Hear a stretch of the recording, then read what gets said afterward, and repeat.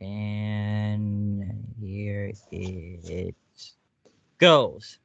Okay, then, let's do this thing. End of the year review. Once again, except this time it's different. There's going to be 4 people a part of this whole thing, not just me and my regular co hosts, but it's going to be a lot to say. And I promise it's not going to be 5 to 6 hours, but there still is a lot to talk about in the year of wrestling in general. So, one thing I'm going to do, I'm going to let everybody introduce themselves first. Yo, what's happening? My name is just Jrod. You can follow me on all not streaming platforms. Fuck. You can follow me on all social media platforms at its_just Jrod. It's your man Blxck, DAR Elite. We in here again. Always a pleasure. Second time I'm on one of these. And yeah, we still in here, bro. Yes. My name is Kyle. Um, I do these shows regularly. You can follow me on Twitter at straightface40. So yeah, nice to nice to meet y'all. Yeah, For fact. sure. Great Sure. meeting you. Cool, cool. So, it is a lot It's to always cool say. meeting wrestling fans. It ain't weird, bro. Yeah, just some normal folks talking about it, not going over the top, because Yeah, see a we, lot of that on the internet, mostly Twitter. So where y'all want to start? Because Kyle, I know you did write some stuff down. so y'all want me to just spit out some topics? Yeah. Yeah, let's do it. Yeah, that's First, cool. what you got the first one? All right, cool. Well, see, all right.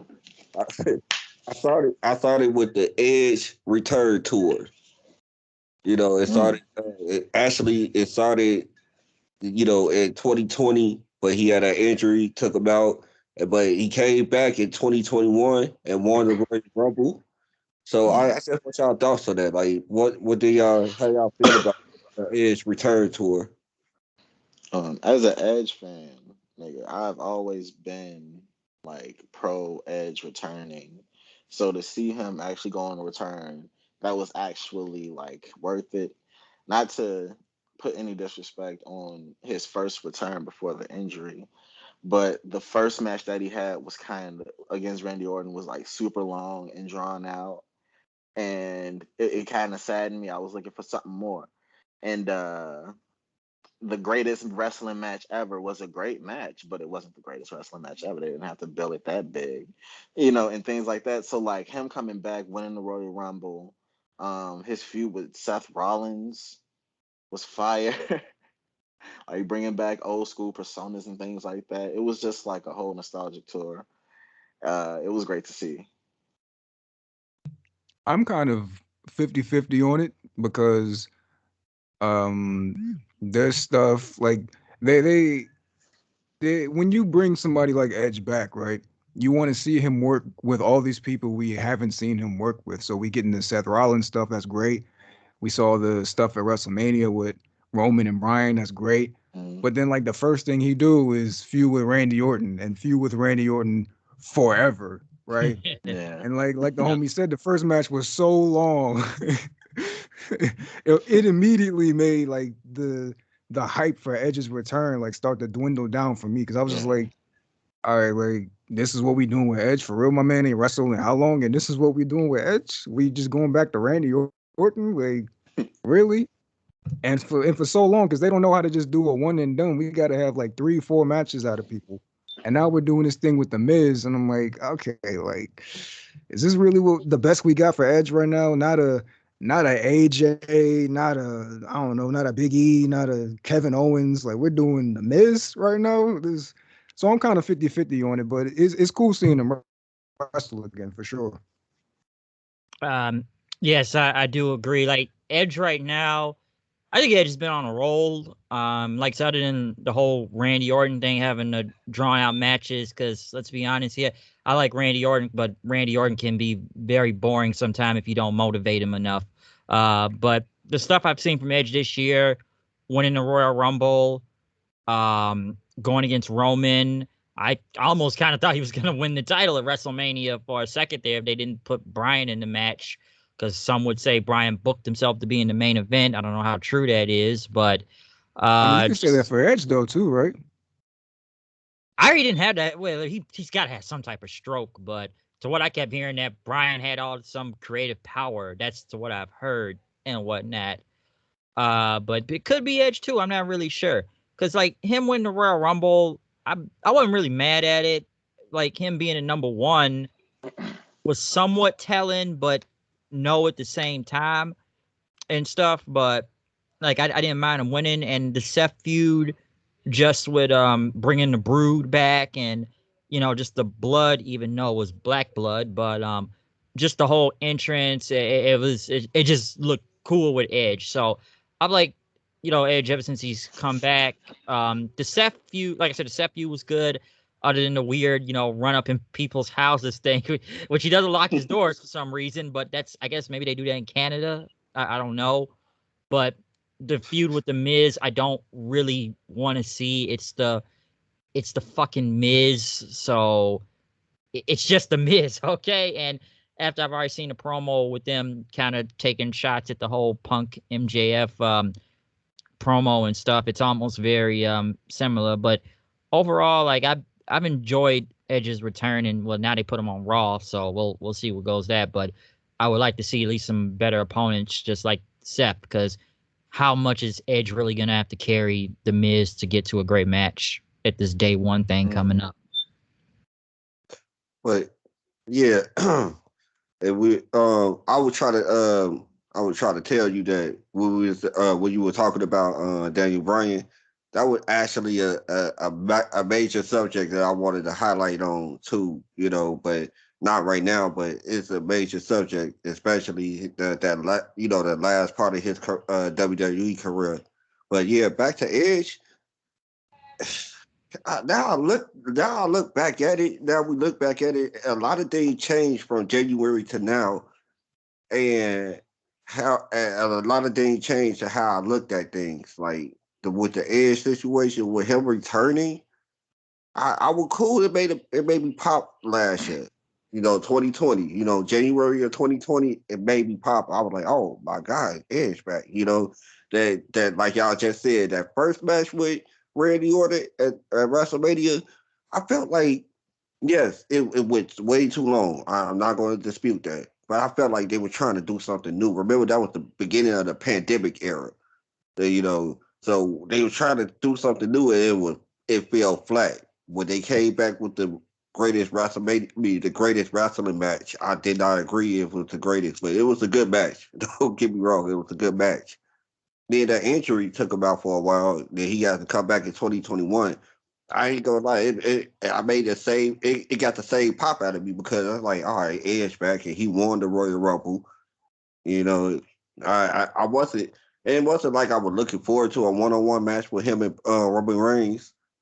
But now you look back at things. I think Daniel Bryan needed that Royal Rumble match. He was gonna leave. With the power of hindsight, now I look back at it like, yeah, I think he needed that because he was gonna leave. He needed that little star power. I mean, not that little star power. He needed that made a big match after he leaves. But to be honest with you, how I look back at it, I don't think he needed to win the Royal Rumble. That's Edge? the part right there. That's the part right there. I think we could have added Edge into the main event picture without winning the Royal Rumble. That's how I'm looking at it. Like I Because think he's Edge. I feel you. what you say.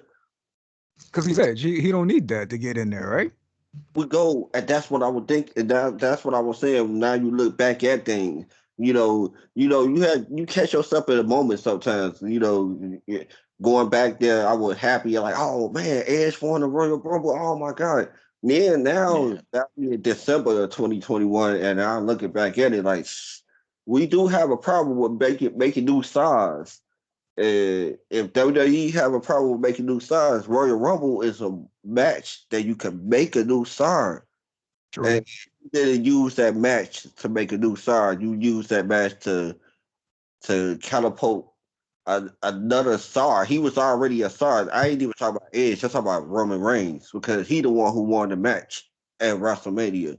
So to catapult a star that was already there. So I just think you could have, used it just like the platform that you use for Bianca.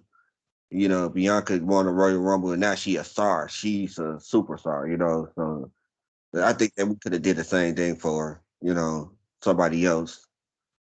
But yeah, that's my thought on Edge. But yeah, overall though, Edge, like I said, he's had a pretty good year. Don't know about this Miz feud that's happening, but Edge is Edge, so people are still happy to see when Edge comes out. So yeah. What we got next though? Now I do have an in between question if you guys don't mind. All right, in between. Who do you think had a better year between Edge and his good friend Christian over at AEW Impact, kind of, well, used to be? Oh, I'm sorry for jumping the question. My bad, but I just Edge. All right. Edge feud with Seth Rollins taking over the top. Even if Christian was the Impact World Champion, that was a secondary thought. I mean, that was a second thought to AEW. Nobody really thought about him actually when he won the title. It was an afterthought. It was like, all right, whatever. Christian won the Impact title. But he did. Rollins. That's one of the feuds. That could be one of the feuds of the year. You know what I'm saying? True. So that's what I'm saying. Like, Edge had a better year. I like I'll say Edge because I agree that him and Rollins probably had the feud of the year, especially with that Hell in a Cell match actually being used properly to end the feud and not just as a gimmick. But I really like how Christian's being used in AEW because he's really there to put other people at a higher position than they were before. Like yeah, he won the Impact World title and nobody really gives a shit about Impact. But at the same time, they use that to put over Josh Alexander. And then now he's doing this thing with Jurassic Express to get them to another level. And I'm like, yeah, the way he came in was whack with Tony Khan hyping him up like he's God and everything. But I do like how Christian's being used. Not to cut my bad. Not to cut you off, Ray. And I want to follow up what Bro just said.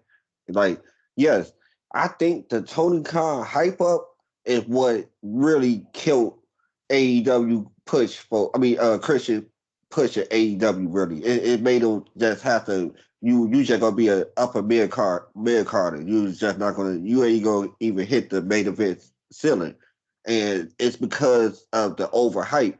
People thought that you really like. No disrespect to Christian, please.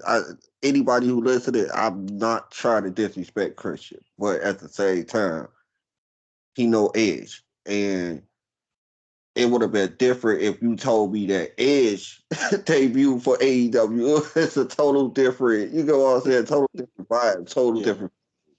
And that's what killed Christian at AEW is what the debut. All right, because I will say this about Christian overall, because Christian has basically been in 3 companies. Because let's remember, Christian was gone for like what 7 years.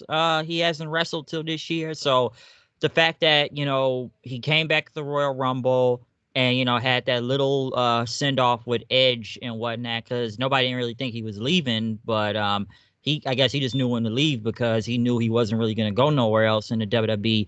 And you're right, they did hype up Christian like he was this big major star back at Revolution. Like I knew who it was exactly because I just knew the music when it hit, and I was like, that's Christian Cage and whatnot, because it was his TNA music and everything. And Christian has proved he can still go. He still has it.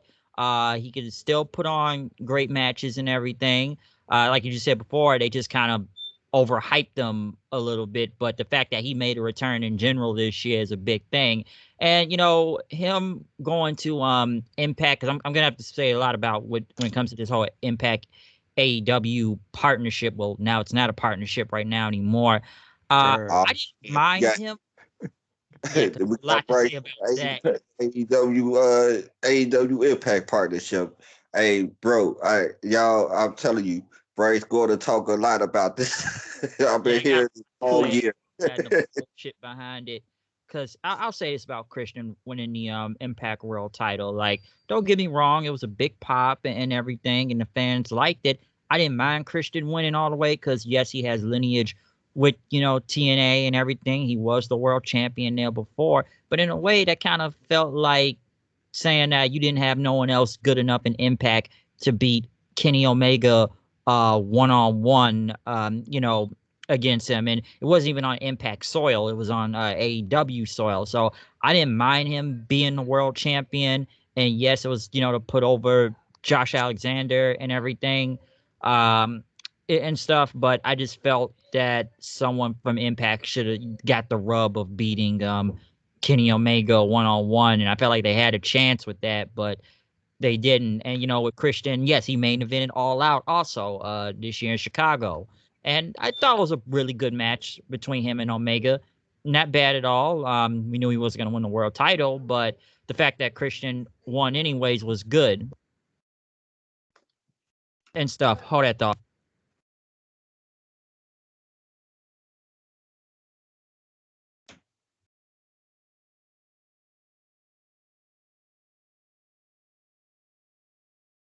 My bad, I dropped something, but yeah, like I said, just the whole thing with Christian, just right now, and him managing Jungle Express, which I don't mind right now for the time being until they probably find something for him better. But if there's one thing I do want to say, where Kyle kind of went back on with Christian, it's like this with the whole hyped up thing. If this was Edge coming in, that'd be a big thing. It's kind of almost like with I kind of look at it with both companies, with Dim and WWE.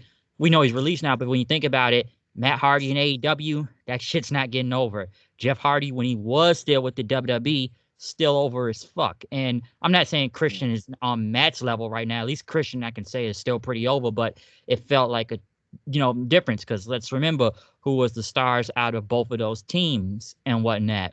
But I've always felt, Christian was always able to hold his own and stuff. So I think he still had a pretty big year. Like I say, he came back. He hasn't been in the ring in over what, 7-8 years, and the fact that he's wrestled in 3 different companies at this point, I think Christian's been on a roll, So I've had no problem with Christian being back. I'm just glad he's back. Exactly. All right. So y'all want to move on? Yeah. What we got else next? So I kind of alluded to this when I was talking about Bianca, but Bianca rise to the top. You know what I'm saying? She made her debut somewhere last year, disappeared for a long time of 2020, and won the Royal Rumble in 2021. Yes. I felt like, me personally, I'm me personally, with her run, her rise to the top, the beginning with Rocky, because when she was feuding with Sasha Banks, I didn't understand the feud. I really didn't understand the feud. Are we playing this rookie veteran feud? Are we really playing this feud? Like that didn't make sense to me, And it was like the feud was so lackluster, and that's why so many people had a problem with her main eventing. What that night 1 or night 2? Was it night 1? Night 1. Night Yeah, one. I won. One. And there's a lot of people had a problem with her main eventing that night, because the lackluster feud. Like, nobody really believed in the feud. We just were waiting until the end. Like, can we get to the end of this so Bianca can win the championship? Was that night 1? What was Yeah, the it Yeah, was. Yeah, I was night 1. I was night 1. Okay. yeah. Night 2 was the Triple triple threat. threat. Yeah. Right. It was the triple threat match. Cool. And so, yeah, I just felt like, once she got there, that feud with Bailey was good. All the other feuds, all up until SummerSlam, was decent. It was okay. And I think she had a good rise to the top. All right, tag me Um, in because I got so much to say about this, bro. Yeah. Okay. Right off rip, the thing about the Bianca push to stardom that pisses me off is that they could always do this and they just don't, bro. Like they showed you with Bianca that even with them fucking it up the whole time, they Yeah. can still make new stars mhm, if they want to, but they just don't want to. And that mhm. and that boggles my mind that they never want to take a new star, a new face that people may or may not be familiar with and put them on the next level. I mean, I was just arguing about this about Josh Woods on Dark. And I'm like, Good. it's so easy to make a star. All you got to do is present them as a big deal. And we as the audience would translate that as, okay, well, they're a big deal. That's all you have to Hell do. yeah. So when But last year, when they did all that garbage with Bianca at Survivor Series, like they made it seem like they were going to make her the sole survivor, but then she gets counted out or whatever, and then Lana wins the match. And then they were just dicking around like, well, we want to make Bianca a star, but we don't really want to make her a star right now. And then she wins the Rumble. So it's like, okay, well, we do want to make her a star, right? That's the goal that we're shooting for. And then leading up to WrestleMania, oh, leading up to WrestleMania, we get like this terrible storyline with Sasha and Bianca mhm. involving Reggie, involving Oh yeah. I forgot about like Bianca is getting punked out every week, but she doesn't want to hit Sasha for whatever reason. And you're just sitting there like, how are we supposed to take this feud seriously? And then like Kyle said, people were saying that this shouldn't main event night one because of how we booked this match. But then you have people like me saying it should main event night one because these two women, despite that terrible story, are going to go out there and show you why it should main event. And so Yeah, they no did. doubt. We got that. Agreed. WWE it. was so over reliant on the fact that they knew they were going to go out there and kill it that they could have just put whatever in front Mhm, of the people and they'd still be into it just because of Sasha and Bianca. And mhm. then after that happens, Bianca gets her crowning moment. She has a great feud with Bailey, great matches, Hell in a Cell, and all that. And we're finally establishing this new star Yeah. 26 seconds at SummerSlam. Yeah, Yeah. say Yeah, that that. that did not go out well. I And cut the show off, bro. oh yeah, you did tell me that. You said you was done. You turned I it was off. done. I tapped It out. was it was the most Vince McMahon same night decision ass shit I've ever seen in my life. Like, of course this happened. You know what I mean? Like, Of course it I did. I Yep. I, I I think I tell Bryce this all the time. Every time he brings up Bianca Belair, she's the reason I started watching wrestling again. Pandemic hit, Survivor Series came on. I'm like, I'm gonna watch this. And that fucking women's Survivor Series match, Bianca fucking doing what she did and damn near becoming sole survivor that year. I was like, yo, her alone, I'm like, I want to see more of her. So I'm gonna just start watching again. And then AEW started to pop off and shit like that. So like seeing her grow, I'm like, she's a star. I think everybody knows she's a star. So to see her get that crowning moment and to see that shit get washed so quickly, I was just like, it's disappointing to see. And of course, she's going to get another title reign at some point, I feel like.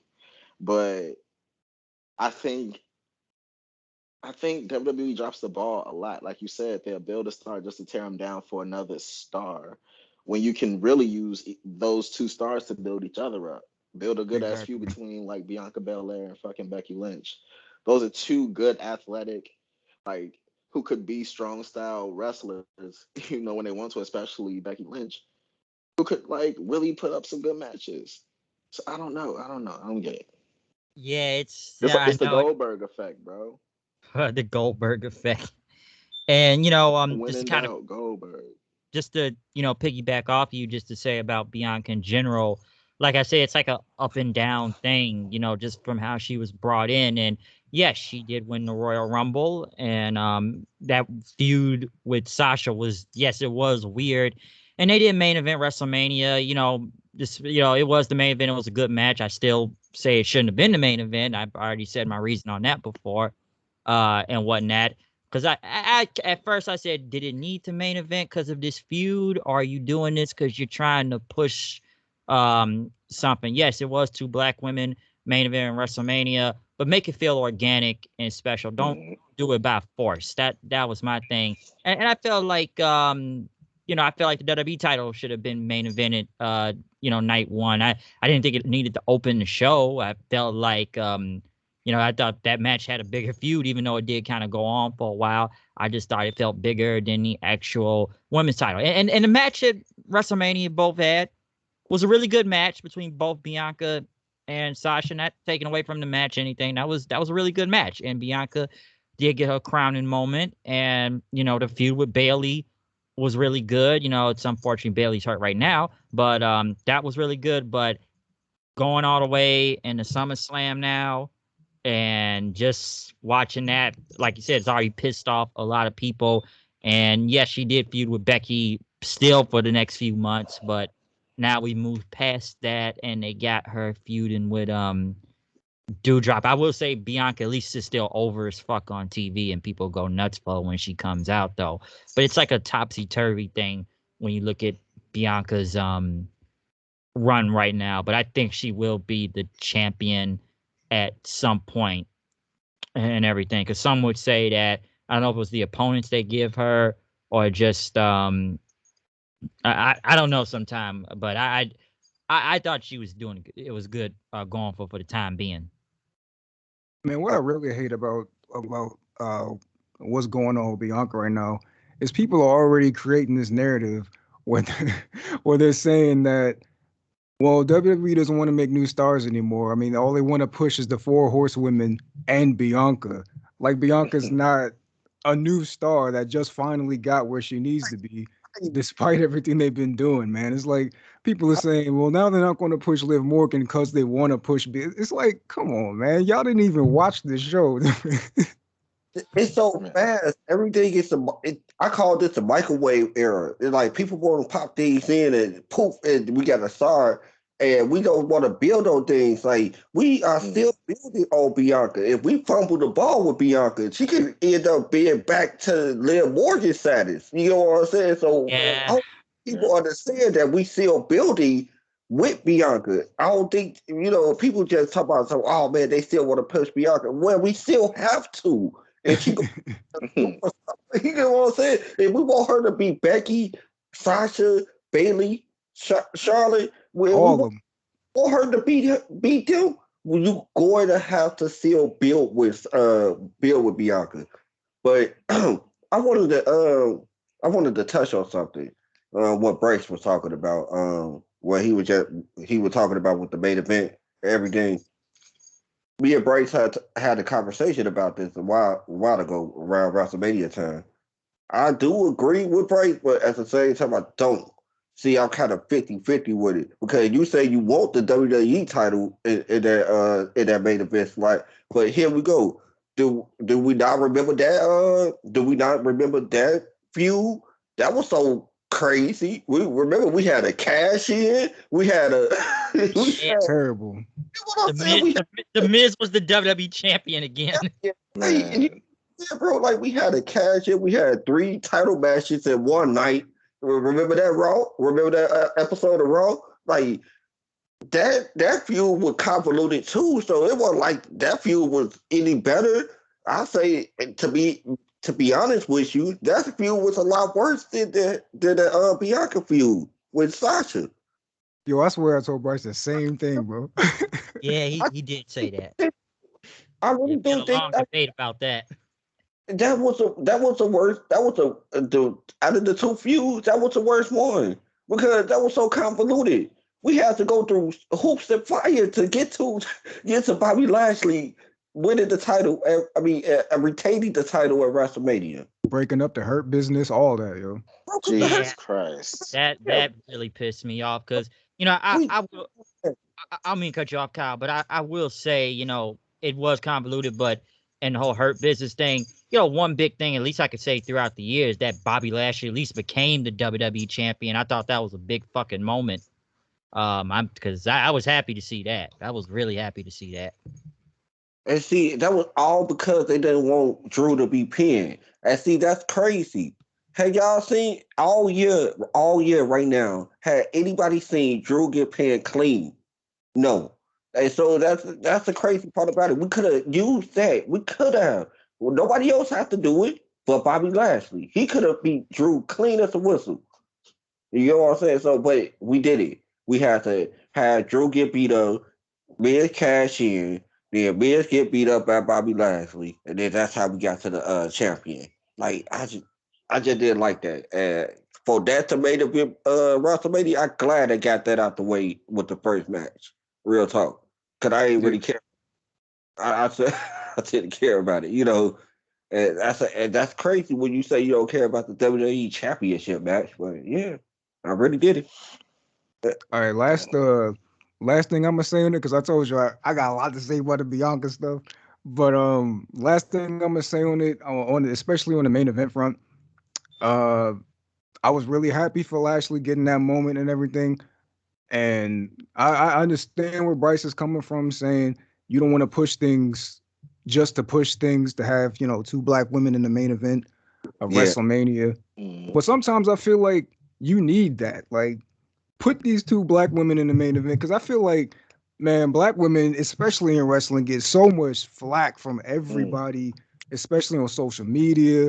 And it's just like, man, put them out there and show them what's what, bro. Show them that Mm. Sasha Bianca can go out there and have a damn WrestleMania main event despite all the garbage that WWE is putting them through. So that's why, I, personally, for me, I was all in on that main event. I want to piggyback on that. I want to piggyback. Yes, I do agree with you because from when Jazz was wrestling back in the early 2000s, I felt like black women really had it hard. Even Jacqueline, you know what I'm saying, had it hard. Nah, word. Break Yep. that, break that glass ceiling. You know what I'm saying? But here's the thing: you really don't. I do agree that you want to push it, but you don't want to slap people in the face with it. You get what I'm saying? It's like you don't want to keep on shoving it down their throat. Like, oh man, we got this. You know, this is history. Make it like calm it down with that. Let people feel like it's history. Make it. You know what I'm saying? We will make it. We will make it history. Make it. Let us say that. You Nah, I all feel that. don't have to push it. We will think it's history making, and it was a great match. It was a very good match. You know what I'm saying? So I just felt like yes, we do need to push things, but not too much. And the I best part feel about that. that is when Sasha and Bianca went out there and you see the looks on their faces before the match even starts. Mhm. That did way more to sell that moment than anything WWE did. And that's why I loved it.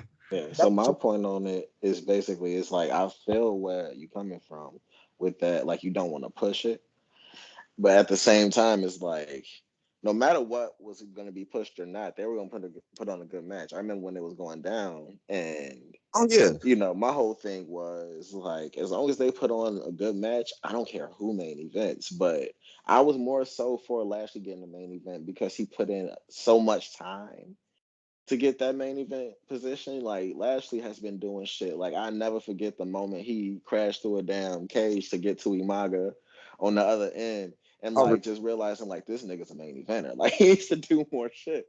So yeah, like Should have been, for real. exactly. Agreed. So him not getting that moment when he was in his not even in his prime, but like in that, what we thought was his prime. I feel like he deserved that, main event spot because it is WrestleMania. He has put in so much time. So like that was my only reason for not wanting Bianca Belair uh in there with Sasha Banks, but my whole aspect was like if they put on a good match, it doesn't even matter. And like you said, they put on one hell of a match for that main event. So like I was happy with what went down, but I also really wish I could have saw Bobby Lashley in the WrestleMania main event. Yeah. Yeah. I get that. I agree. Yeah, because even I said MVP was saving niggas' careers out here. yeah. Facts. He really did. So I can definitely say that. One other topic. I think this is an important one, and it just has to do with WWE releases. So Oh I, man, many, many releases. do y'all want to I'm get to rubbing my that? hands like Birdman right now. I have the list right here. I just want to say the names real quick because I'm like, apparently WWE, I guess they released over 80 something people that own. which we can go all the way back to I think it was in February though, because let me just name some names because Lars Just Sullivan. they was a heavy hitter. Like Oh those, yeah, some of those people on the list, you had you just like who? Like some were yeah, expendable. But yeah, just just to say some names though, Lars Sullivan, down low ass motherfucker. Man, fuck that. Yeah, fuck that. Steve Cutler, well, he's doing good right now. Andrade, Samoa Joe, which they did hire back Samoa Joe. They were smart. They had to play that smart. Allegedly. The but yeah, let me just say the Iconics, Bo Dallas, Mickey James, Chelsea Green, didn't really get a chance. Kalisto, Wesley Blake, Tucker, Jessamine Duke, Velveteen Dream, Vanessa Bourne. I don't know some of these names. Skylar Story because he's an NXT people. Alexander Wolf, Kavita Devi, Drake Wirtz. There's going to be a lot of NXT names in there you don't recognize, man. It'd Drake be a Wirtz lot was of a psychopath, low key. The referee wasn't that the QAnon one. Jake Clemens, Tom Phillips, they let go. Braun Strowman, Aleister Black, Lana, thank God, Ruby Riott, Buddy Murphy, Santana Garrett, Tino Sabatelli, Killian Dane, the Bollywood Boys, Marina Shafir, Arturo Rojas, Kurt Stallion, Brazongo, Everrise, Tony Nese, Arya Davari, August Gray, Bray Wyatt, that's probably one of the biggest ones, Ric Flair, Bronson Reed, Bobby Fish, Leon Ruff, Tyler Russ, Jake Atlas, Mercedes Martinez, Asher Hale, Giant Zangia, I don't know some of these. Kona Reeves, I didn't even know they let go of Kona Reeves. Ari Sterling, Stephen Smith, that was a referee. Zechariah Smith, Keith Lee, Mia Yim, Nia Jax, Eva Marie, Karrion Cross, Scarlett Bordeaux, Grand Metalik, Lindsay Dorado, all of Hit Row, Harry Smith, Oni Lorcan, Frankie Monet, aka Taya, Ember Moon, Trey Baxter, Jesse Kamea, Zeta Ramir, Katrina Cortez, Jeet Rama, John Morrison, Tegan Knox, Drake Maverick, second time ago, Shane Thorne, and Jackson Riker. Is there anybody I'm missing? I think that's the Did you whole say list. Aleister Black? Yeah, I already said Yeah. Black. Didn't know. They let a lot of people go here. yeah. Yeah, man. And who want to start it off? I'll just Most shocking. I'll just say this. As far as Bray Wyatt, whenever time, whatever you want to call him, I can't wait until he does whatever he's gonna do. I know he's working on a movie right now. Probably not thinking about wrestling. Maybe he is. Who knows? But wherever he goes, it's gonna be an amazing. Like they're getting an amazing talent. He's gonna like. I'm already thinking AEW, and I'm already seeing like Aleister Black versus like Bray Wyatt or whatever his persona will be in like the fucking creepiest match ever. And like I want to see that. So like that's gonna be huge. I'm hoping to see Keith Lee go to AEW or even Impact, and doing some cool shit. Same thing with Mia Yim. Also, those guys who didn't sign contracts, and they're just free agents now. They may have some really cool moments in other companies after they make their decision of what they want to do too. O'Reilly and them. So, yeah, those are my thoughts on. I'm really excited to see where the stars go. Of course, the developing stars will find their places and become stars, or try to wherever they go. But definitely want to see them big names go to like those bigger companies. Well, I want to go next. yeah, I'll take it. How I looked at most of the releases was like if your name wasn't Bray Wyatt, Aleister Black, like Bronson Reed to a certain extent, y'all were basically not to say expendable. It was like y'all didn't really make a good expression on people in NXT or on the main roster. Jesse Kamea, I rarely see a wrestle. I basically probably saw her like 2 times, and that's crazy. Uh, Like Bronson Reed was a surprise. Of course, Bray Wyatt was a surprise. Allison Yeah. Black was a surprise, but I'm glad Allison Black found his footing. He got back on his foot. I mean, got back on his feet with AEW. So I'm really, happy to see that. Even though I just think, his run over there kind of screwy. But we'll get on that. But but yeah, I just hope, like you said, I hope everybody get on their feet, do what y'all want to do. Is it in wrestling or out of wrestling? I hope everybody get back on their feet and keep their heads up. Hmm. I Um, did. I was gonna say uh, one thing. I did notice you missed two names I didn't hear. which ones? Nia Jackson, Jeff Hardy. I don't know if you Okay, did. I said Nia Jax. I forgot to say Jeff Hardy. But I guess because Jeff is so fresh, that's Super happened like fresh. so. But it's the same with our minds, but it's like it's kind of fresh. It's like whoa, dang Yeah, Jeff. Yeah. he Oh, is no longer. And honestly, from what I'm hearing and what I'm seeing, I don't think Jeff Hardy is having any drinking issues or anything like that. Honestly, like I told Bryce, I think it might have just been like a mind over matter type thing. He just didn't. He wasn't happy where he was, maybe, and he was just tired. And I think he just kind of quit mid match, and that's what I think happened. So why Honestly, is he on a music tour then?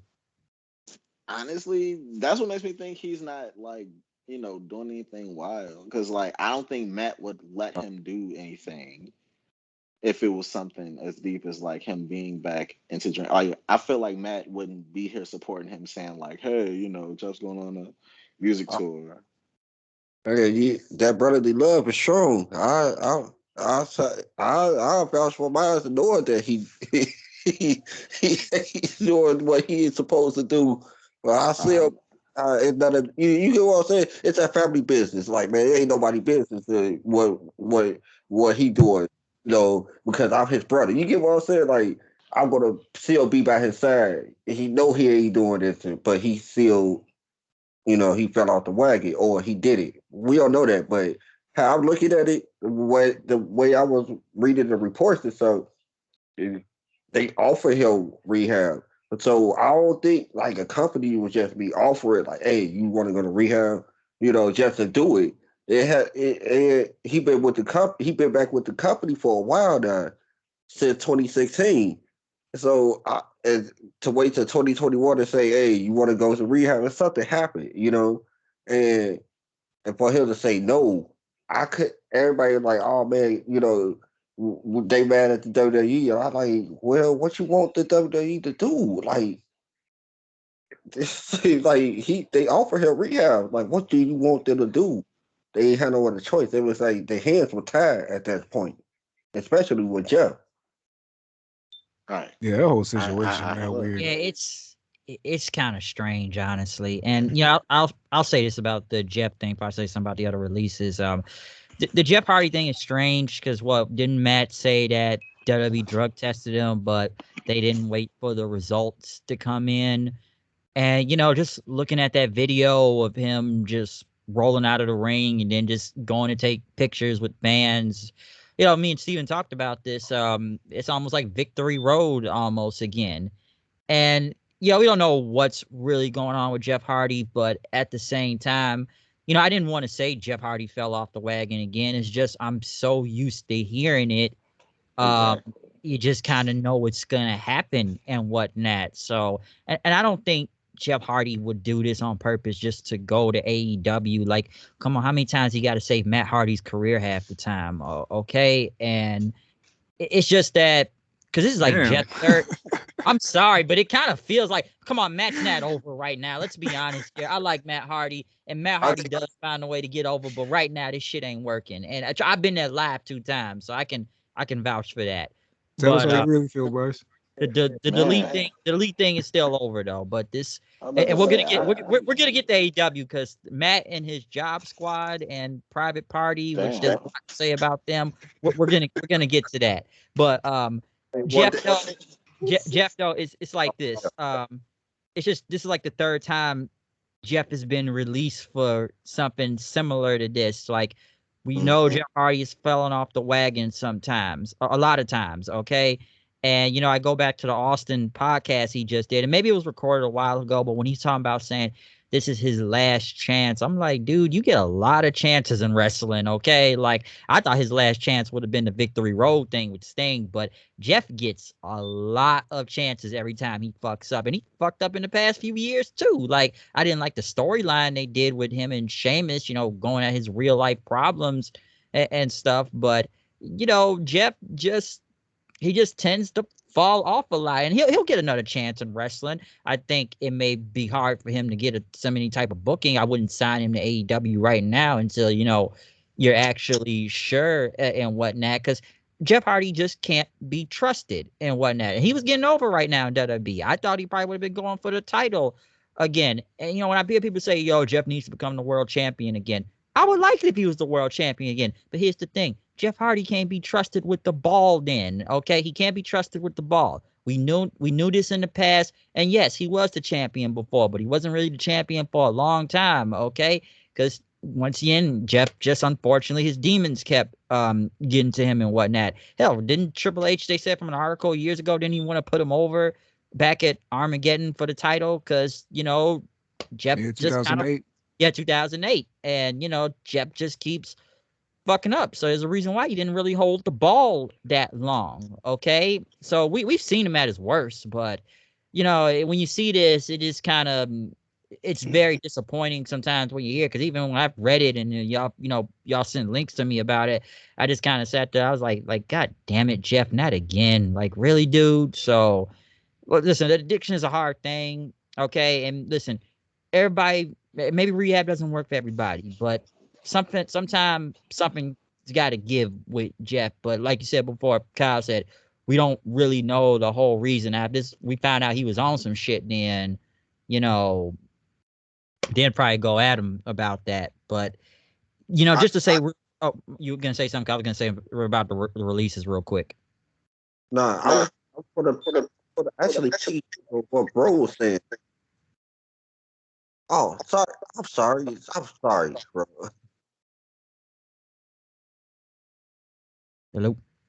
Hello. I thought somebody else was talking. My bad. I don't hear the others. No, you might have just heard your echo. I think you just. All right. I hear everybody now. Go ahead. Oh yeah, but what I was saying about with Jeff, and I want to piggyback on what all of y'all are saying, because with what Bryce was saying, it's like it's so many times that you could say that, oh, he might not have fell off the wagon. Well, here's the thing: if somebody is a robber, a thief or a robber, and he robbed 5 banks already, and then y'all hear about another bank robbery, and y'all gonna think about the nigga who just robbed 5 banks? Of course. And that's the same thing with Jeff Hardy. You know what I'm saying?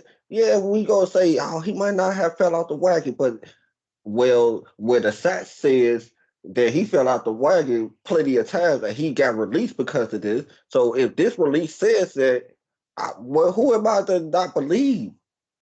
What the sources says. It's like, I don't want to believe it. That's what I think. That's what everybody's situation is. They don't want to believe it. They really believe that WWE just did something and just released them. You think they would release it? They were just gonna release Jeff Hardy after hearing the crowd going crazy for the? No, they not about to release Jeff Hardy. No, that would be dumb. But they had no other choice. So that's how I feel. I'm kind of on the side of he fell off the wagon. I'm sorry. I'm hoping that. I'm on the side of. But I'm really hoping that. Yeah, just say, I was gonna say just to say that, and I'll just say this about the releases real quick. Like you guys said, other than like Bray Wyatt or Aleister Black or any other type of big name on there. Even I was surprised Strowman was gone. A lot of these names on here were, I felt like, either very expendable or you kind of saw coming, or just I don't know, they just weren't really even given chance, kind of like you said, with Bronson Reed, and whatnot, or just Hit Row. They just got there for like 2 weeks, and y'all got rid of old girl first, and then y'all took the whole squad out. Keith Lee, I always had a feeling it was gonna happen. Keith Lee, it was just too much going on with that. Cross, he was dead on arrival. The funniest ones to me is like y'all motherfuckers hired Eva Marie back for like how long? Like 5 to 6 months, and then you got rid of her again because you knew she was still shit. Nia Jax surprised me because I thought she was Teflon due to being Samoan and The Rock and everything, and stuff. And even, some guys in NXT, fucking Frankie Monet Taya was literally there for like 6 months and had 6 matches in total. So some of them are a little bit baffling on this list, but some you either saw coming or they were just very expendable and whatnot. And some of them are doing a somewhat better job right now, depending on what company you're in right now or on the indies. Yeah, it seems like the releases were broken up into they don't fit the mold of the new NXT, Yeah, we'll get to budget that. reasons, or they just didn't know what to do with people. Like, I Nick mean, you Khan, got your Bobby Fishes and your Ember Moons, your Taya Valkyries. They didn't want them in the new NXT. Then you got your, well, I mean, they say things like that. They act like that's the reason, but then they get rid of Hit Row when they would have fit perfectly in this quote unquote new hip NXT, right? Yes, they would. But I then you felt got people who they obviously didn't know what to do with at a certain point, like you just said, Eva Marie, like you brought her in to do what? This Dewdrop angle and then just let her go? That's all she did on the main roster. y'all They didn't even brought her give in to do old girl that. her name back. Yeah, which is dumb. And then you said Cross, Keith Lee. I mean the names go on and on. But what I'd like to see, I know Bryce, when we were talking about this before, I mentioned uh well, before the next batch of releases was announced, when the original batch was brought up somewhere in the summer, I think Taya, Ember, Mia Yim, when they were gone, I said I'd like to see them go to AEW because AEW needs more veteran women who can already work. You can just put on TV, they're ready for that, and they can help mold the younger talent. Now you got Tegan Knox. Add her to that list. Although I'm still not entirely convinced that AEW really cares to do that. Like I'd like to think that, but they already do have women that they could utilize like that they are choosing not to, not really. And then Mercedes and Mickey James got released. They didn't make a play for them. So it's Yeah. kind of like if they wanted to do that, they should do that because that's really what the division needs. I don't need to see no more Penelope Ford matches on my TV for the next Oh God. for a while. You feel me? Like if you can get an Ember Moon, if you can get a Taya, Mia Yim, a Tegan Knox, these women who can give you a 20-minute banger any day of the week, that's what you need to be going for. I mean, you can get a Keith Lee too, because Keith Lee, he's ready for that spot too. But when they start signing niggas like Tony Nese, and I'm like, okay, he's a good wrestler, but y'all already got a whole bunch of good wrestlers. What does he bring that other people can't already bring? I mean, And so you I said don't know. about Bobby Fish also, right? I yeah, definitely thought that about Bobby Fish, but seeing that Kyle's leaving too, it's very obvious where that's all going. So at least they have a storyline for Bobby Fish ready. They don't have that with Tony Nese. So I don't know, but it's crazy to me how so many, like all the people that released, you could make a promotion with all these people right off the bat. Like you don't Agreed. need to bring in nobody else but the 80 people mentioned, even people we don't even know what they could do. But the list, I mean, Malachi, Andrade, Ruby Soho, Buddy Murphy, like Bray Wyatt, Ember Moon, like you could easily make a promotion. Bronson Reed, all these people, and they they just don't want them. I don't get it, man. Like I don't understand. I'll never understand. I don't mean to cut you off real quick, but I'm surprised they didn't even try to get Buddy Murphy, and New Japan got him, and he went against Okada. So you know, that kind of surprises me that they didn't try to make a play for Buddy Murphy. But hey, he faced Okada, so that's one good thing. Yeah, and he Right. It's wrestled pretty much Malachi enough. Black a few times too. House of Glory, I think he did it, and so it's the sky's the limit for a lot of these people. But as mentioned before, a lot of them, I don't know what they're going to do because they weren't anybody on TV, Yep. and we'll see, I guess, what happens with them. But you never know. I mean, we just saw Marina Shafir on Dark, and I thought she looked really good against Statlander. So you never know. That's true, because like you said, a lot of these names, they could have did their own thing, but hey, that's Nick Khan for you. Some say I don't care why people keep saying he's the savior of the company, for WWE and whatnot. But with the changes they made, it's insane. But like some of these releases, it is surprising that some of these people have not been picked up yet, or if they even are still in wrestling, or they're just probably on the indies right now. Like I said, some of these guys we already know where they're at, and they seem to be doing a pretty good job right now. But yeah, it's just kind of insane who they have not picked up yet in all of these releases, just to all this stuff that's going on in WWE right now from multiple accounts of things. Yeah, So like it's I haven't seen or heard anything about Tyler Breeze or Fandango or like anybody like that. Like I guess they just don't want to wrestle anymore. I mean, I don't know. That's a ready-made tag team right there if somebody wanted to pick them up. because some of these guys 90-day things should be up already. Yeah, shit. Yeah, well, they well over the 90 days right now. And like how I feel about like I want to piggyback on the women that haven't been picked up. I am very, like bro said, I am so surprised that some of these women haven't been picked up or they didn't get picked up by AEW and got picked up by Impact. Like I thought it was a sure thing that Mickey James was going to AEW because I just thought like, all right, if I was Tony Khan and I know I need some veterans in my roster, I'll go do it. But he Exactly. he let her get picked up by Impact, and that was surprising right there. Like, all right, cool. All right, I feel you. You probably just want to, try to make these homegrown names big names. All right, I understand what you doing, but you turn around and you pick up Ruby Soho, who not a bad wrestler. I'm not saying anything about but if you look at these matches with the women division and AEW, they kind of clunky, and they need Yeah. veterans really make those matches smooth because some of those matches don't be looking smooth at all, Nope. especially those matches with the Penelope Ford and the Bunny. You know what I'm saying? Ty Conti. You know what I'm saying? Those matches be looking kind of clunky to me, man. And I be like, they don't look so smooth. You need a veteran in there. And You we see know, them more than anybody You else. yeah. Now you know who they need to sign? Who? Finley. Who? They Oh need to yeah, sign Finley. Yeah, Finley. yeah, yeah, yeah, Oh yeah. yeah, Finley. Yeah, Bring his ass in there and show their ass how to work.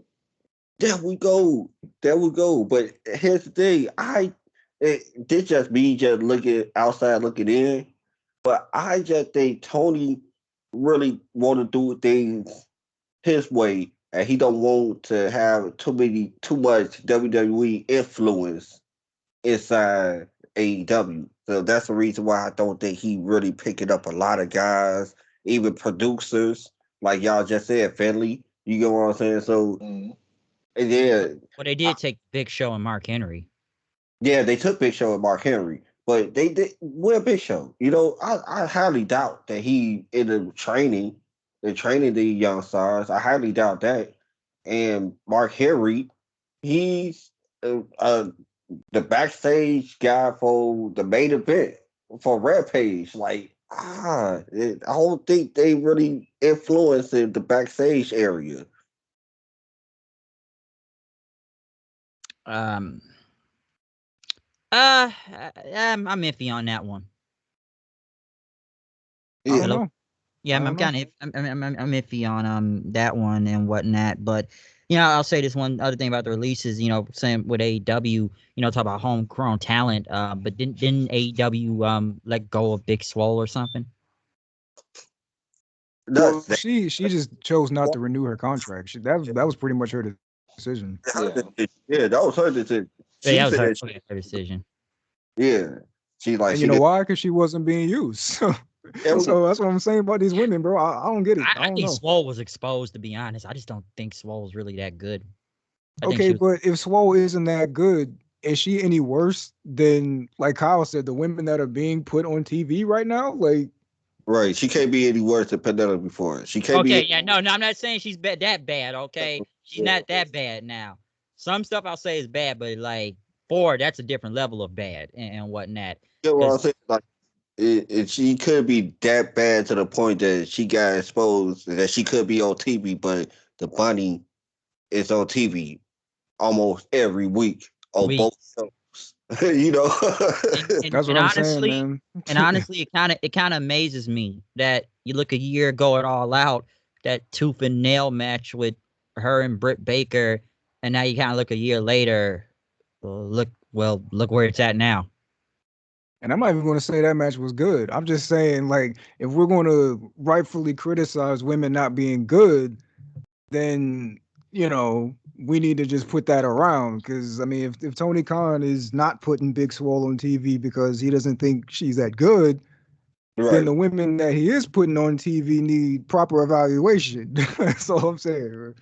That's all. And that's exactly. I agree because here's the thing. Like, I I ain't saying that I wanted to see more of Big Swole, but I wanted to see if she could have if she could have recovered from the tooth and nail match. Because guess what? Britt Baker recovered very well, did she? You know, Yeah. Exactly.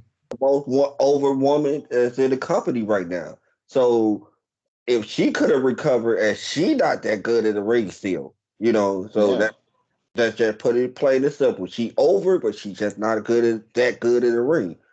If if we could have did that for her, what we could have done for Big Swole, if we could have gave her a chance too, you Yeah, know. or a lot of people in that company right now. So yeah, it's like you could say, especially from the division right now. And just say something else. I know we're gonna get into the next subject in a second right here, because this is kind of like a whole thing in wrestling. One thing to say is the return of the fans. Oh yeah. Fantastic. That was a that was a beautiful thing. I ain't gonna even lie to you. To hear the war of the crowd, my man, not that fake, stuff that WWE was doing. You know what I'm saying? I was just Yeah. happy. I was happy. AEW was dying without that crowd out there, man. Boy. Any I feel company would, bad for honestly. I feel bad for John Moxley because he had to make that shit work. Here's the thing. She did too. Yeah. Company, you would say any company price, but I totally agree with bro. AEW will die the worst without that crowd. Remember we were talking about that crowd is a pro AEW crowd. They Yeah. would Yep. cheer anything that needed to be cheered. They will boo anything that needs to be booed. They just want to play along. They the play along crowd. Jim Cornette called them that. They the play along crowd. They are. And where WWE, they did they wasn't really dying without the crowd. First off, to be honest with you, it was the same. They gave us the same stuff. All the disqualification, all the countouts, all the distraction. They gave it to us all through the pandemic era. So it wasn't like it was any different. So that's why I said WWE wasn't really dying like that, like they AEW was. They needed that crowd. Mm. And And shout out because the wrestlers though, because I mean we still got some bangers even without the crowd. Like that dog collar match with Cody and Brody Lee. That's still one of my Yeah. favorite matches in Cody's career at least. Because it's like, I mean they went out there and did the damn thing even though nobody's out there, and that's crazy to me. yeah, because they only had like little, like, so other than wrestlers that were posing as the fans, they only had like little people sporadically out there and whatnot. Just to somewhat be in the crowd in Jacksonville, because the pandemic, like, I know we still live in a pandemic right now, but we got the fans like back around what, June, July. Everybody started coming back, and that's what mostly every company from the WWE to AEW, to Impact, to ROH to some extent, New Japan, basically whoever is any company right now, they were able to come back with fans and whatnot, because we've mostly been seeing stuff in the Thunderdome or Jacksonville or wherever Impact was being filmed at and stuff, or Ring of Honor in Baltimore and whatnot. So it's a major difference. But like you said, some matches did work in the pandemic. Well, I should say the no fans at the time and whatnot. So some of these matches did work, because let's remember too, WrestleMania did have fans. It's just they had to go back to they had to go back to the Thunderdome right after WrestleMania. Right. It was like it was a fraction of the crowd that they would have drew if if they was accepted fans. It was only a fraction, but at the same time though, they did what they had to do with WrestleMania. I think they still knocked it out the park. But going back to what y'all was saying about the good matches, I think that Ilya versus Walter match, even though a crowd would have made it better, but I think they knocked it out the park without a crowd. Yeah. That's one of my matches of the year right there. Not part two. I'm talking about part one last year. Oh, last year, yeah. They knocked it out the park without no crowd, and the no crowd gave it that gritty feeling because it was a gritty match. Beating the hell out of each other. Shit out of each other. So It's that Fight Club feel where it was it's just silence, they was just beating the crap out of each other, That's true. That was just a fucking beating. That was just motherfuckers trying to kill each other out there doing that. So that was just insane. Hell, we had war games in this whole no fans thing earlier in the year. Cool. And it worked and whatnot without fans, because I wondered how they were gonna do that, and it worked, and it was still the shit. So like that was able to work. I would say talking about Blood and Guts? No, I was talking about War Games, NXT Takeover. Last year? Wasn't that this year? Well, they just did War Games. Well, I know, like a week ago. or two ago. That was last year. Okay, my mistake then. That was last year then. But yeah, we just had War Games. Well, Blood and Guts had no fans then. My mistake, because I actually thought that one was this year with the Undisputed Era Pat McAfee thing. Yeah, that was last year. Oh, my mistake then. But yeah, Blood and Guts though, that happened. That was good, I thought. Yeah, that was good.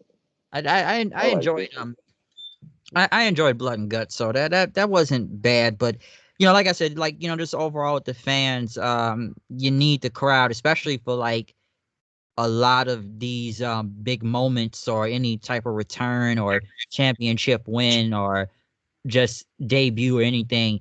You needed the you needed the fans for that. So that's just look at All Out, man. Can you imagine if what happened at the end of All Out happened in front of no fans?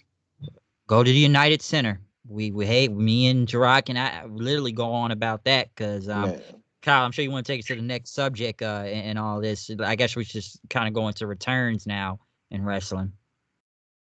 Well, or debuts and returns. Well, it kind of coincide with the debuts and the returns, because I want to talk about NXT 2.0. I want to talk about I want to actually talk about the end of the Black and Gold era going into. All right, yeah. Let's go to NXT then return. Let's go to NXT 2. I'm sure everybody's got something to say about NXT 2.0 right now. About things that hurt us, and the NXT Black and Gold hurt me a lot too, bro. So I wish you all got to do it, but we have to. And I don't know who said this earlier when we were talking about the releases, but I think the releases coincided with the NXT 2.0. No, that's what I said. Yeah, agreed. You said it. Yeah, you were talking about when people not fitting in, and we were talking about how Hit Row could have fit in. That could have been a nice little group they could have fit in too. But yeah, I think the releases coincided with the the new 2.0 because you see what they looking for. They looking for guys who under 30. They got a whole bunch of that. They got a whole bunch of guys who over 6 feet. They got a whole bunch of guys who at least the weight limit is uh, over 220. Most of those guys at least over 220. And that's why I think the cruiserweight title about to fade away soon too, because you got a whole bunch of guys that over 220, bro. Like, how you go have a cruiserweight division that most of your guys in NXT 2.0 is not a cruiserweight anymore? Yeah, It's funny you so say that because that's why I thought they shouldn't have had it in the first place because they used to have the opposite problem where everybody was 205, but you Yeah, got a everybody looked cruiserweight the title. same size. I don't know. I was talking about. I was talking to my brother about this like a couple of weeks ago when we were talking about the Joe Gacy feud with Roger Strong. I was saying it should have never been one because here's the thing. Like you just said, bro, we had the opposite problem. Seth Rollins is your WWE champion. Let's go back to 2015. You know what I'm saying? And Seth Rollins is your WWE champion. You know how much that man weight? He gotta be only 215, 220. You know what I'm saying? But he still looked the same size as your cruiserweight champion. He looked the exact same size. So how you gonna say that's your cruiserweight champion, but also say that's your world champion? But he can't. But they don't interact. They can't interact with each other. Remember when the cruiserweight division was overall, none of them guys interacted with each other. They made it seem like it was like you could not wrestle the guys who was in the main event picture or even in the mid card picture.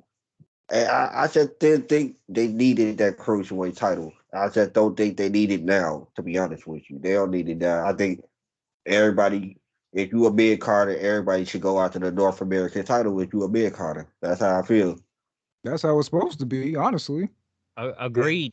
And I just gonna say real quick, talking about everybody being the same size.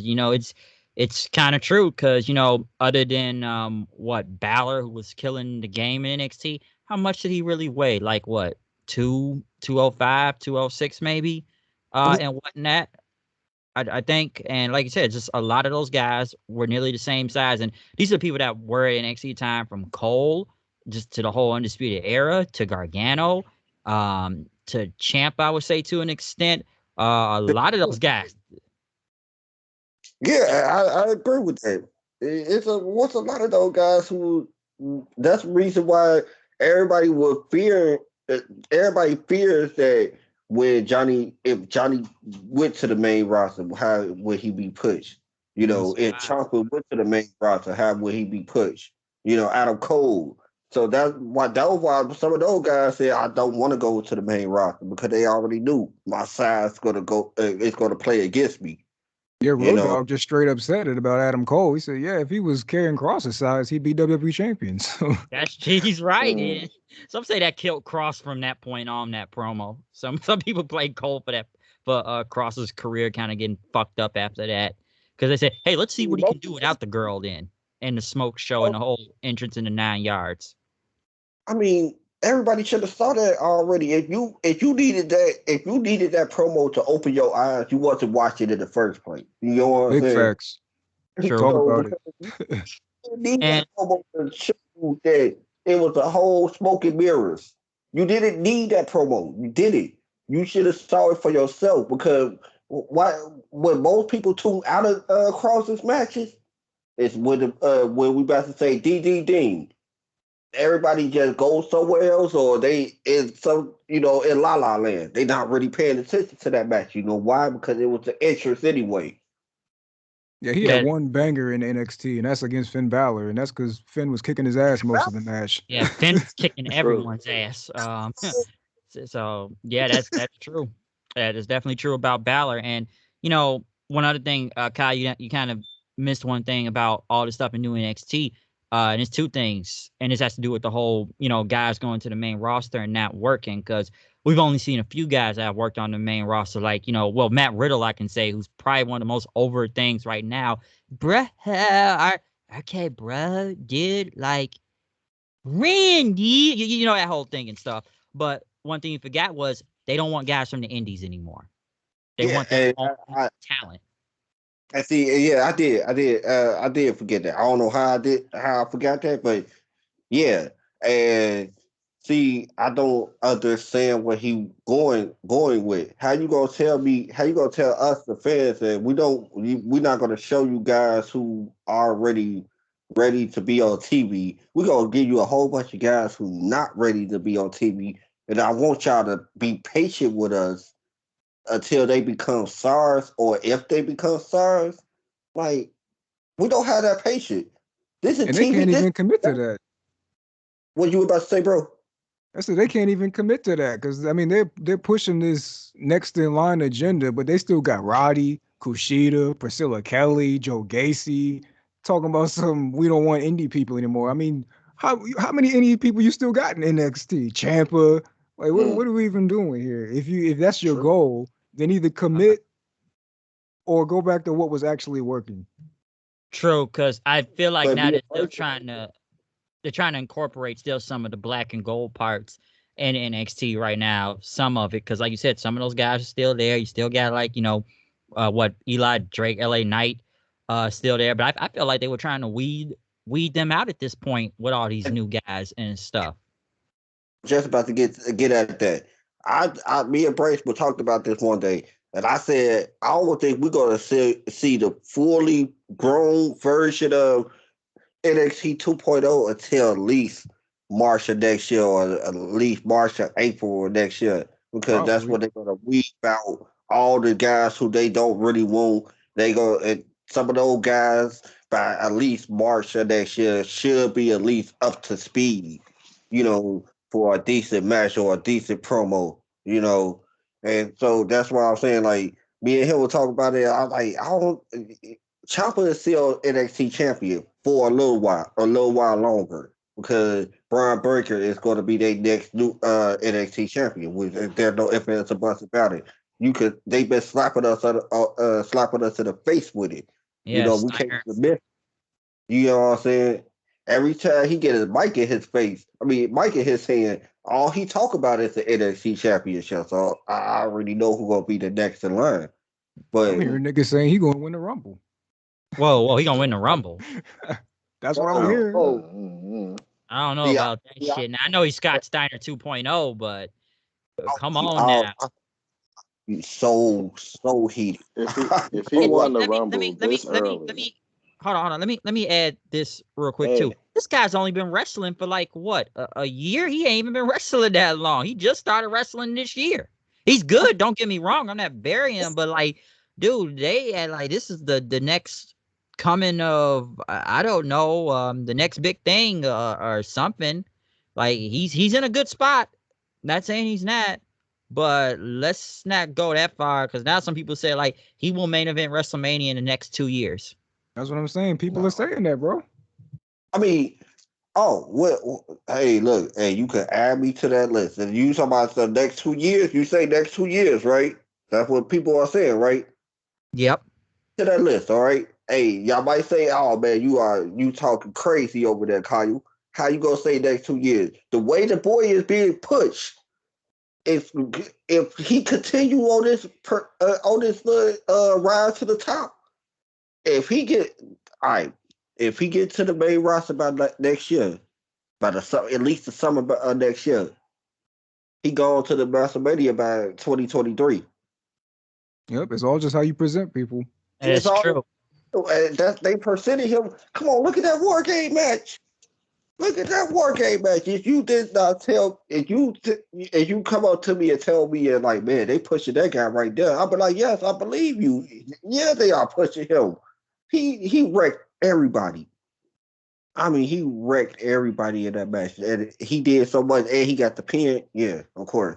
Next Uh, 2 years, I would say the same thing. That's We'll, that's true. we could be wrong. We could be wrong, but add me to that list. I really believe it too. Cause the way they got this guy right now, he's basically have a rocket ship. It's like, and it's just crazy. It's like we're gonna make every Steiner reference we can without calling you Steiner and whatnot. We can go from what's saying the big bad booty nephew, or just you got 33 and a third chance of winning. Shxggy, they brought Shxggy out there because his dad faced Shxggy back then. So um they're just doing everything they can. Because you look at the rest of everybody on this whole new NXT. How many of these guys are ready? Because Jrod, I mean, me and you said this before. When we first saw this, like Nickelodeon color brand, it looked like one of those audience that what did I say, like live in front of you before a live studio audience, something Facts. like it was Yeah. ready for Slime Time Live. I mean, we talked about that.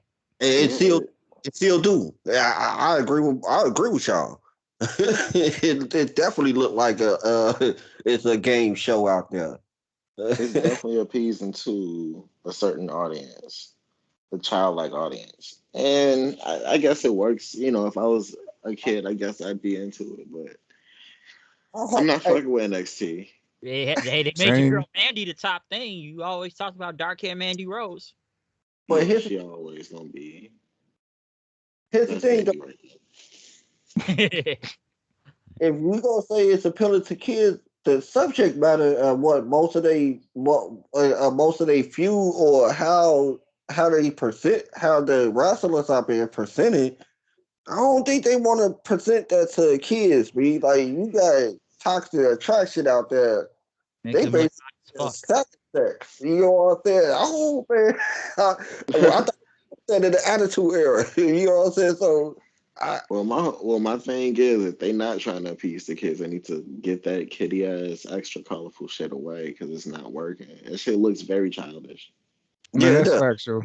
Well, me and Bryce were first talking about this. Well, not first about, but like a couple weeks ago when the report came out that they want to do an edgier product, and I'm just like, bro, how are y'all going to do an edgier product when you had the product that was metal and then you turned it into this bubblegum bullshit and now you try to appeal to a cool teen? Like, what?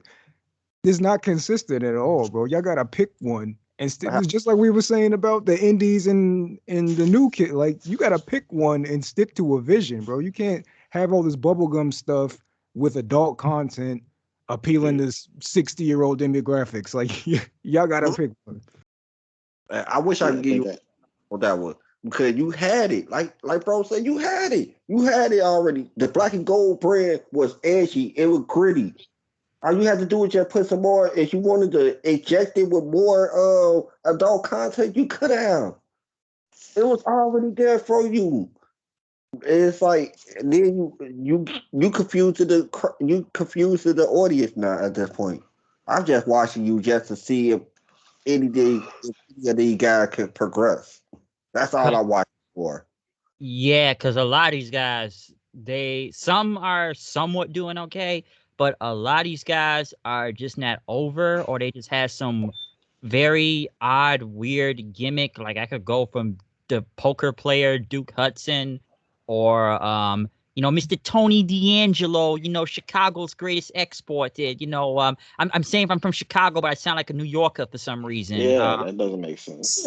Um, and Bro, they like made Grayson Waller the top heel. That tells you all I you don't need to know understand about that. NXT, bro. I don't understand Yeah. that. My I neighbor don't said he think- got noodle arms. He looks like a noodle man out there. he He looks don't look like those Windio guys. he don't look like a bad guy. He just look like a nobody. Like he's like And he's the top heel. Top yeah. heel, bro. I didn't I don't believe in him. cause I don't understand that. That just the Grayson Waller thing is just very strange to me. I don't understand that part.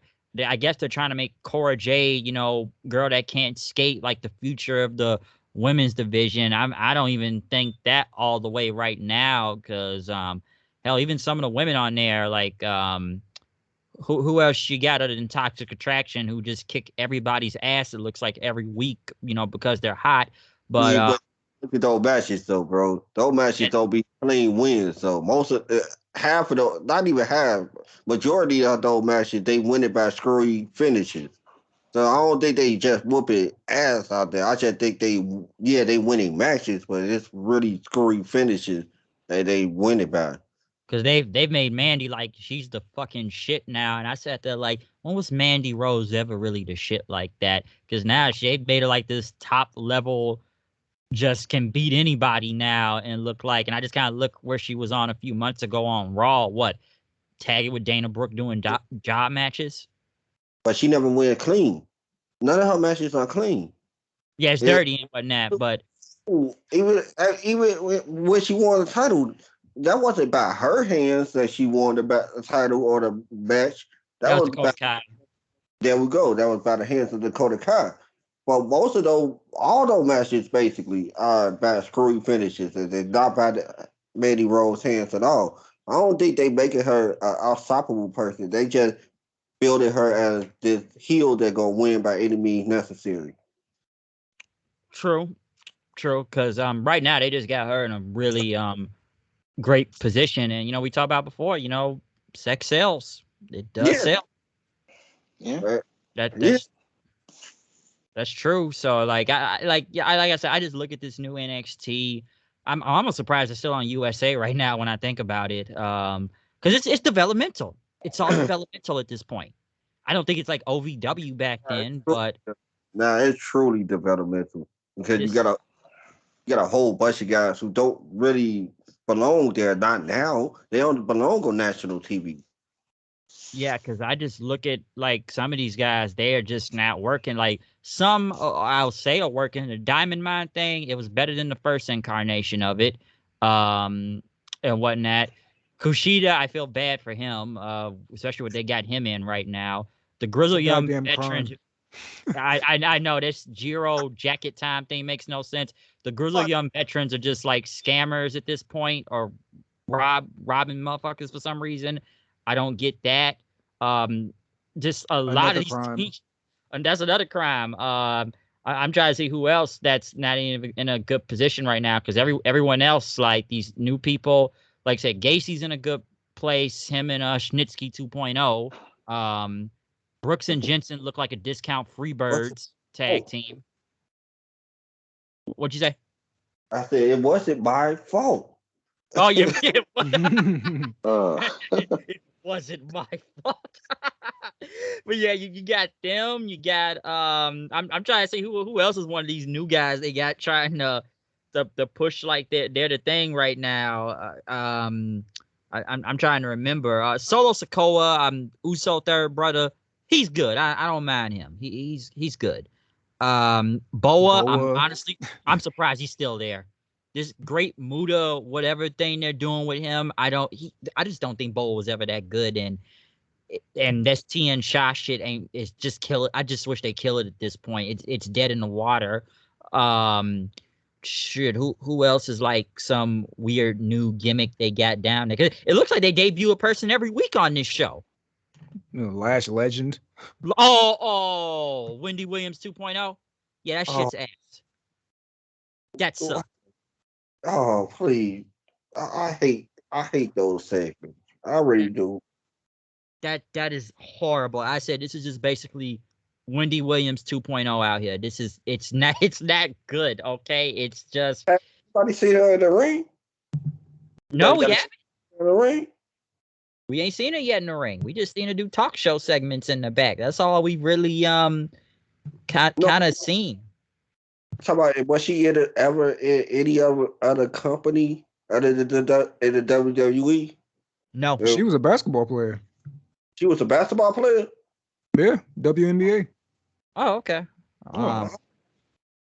But hey, they are trying to sign a lot of college athletes right now since that NIL program they just came with right now. Because hey, they got Gable Stevenson right now.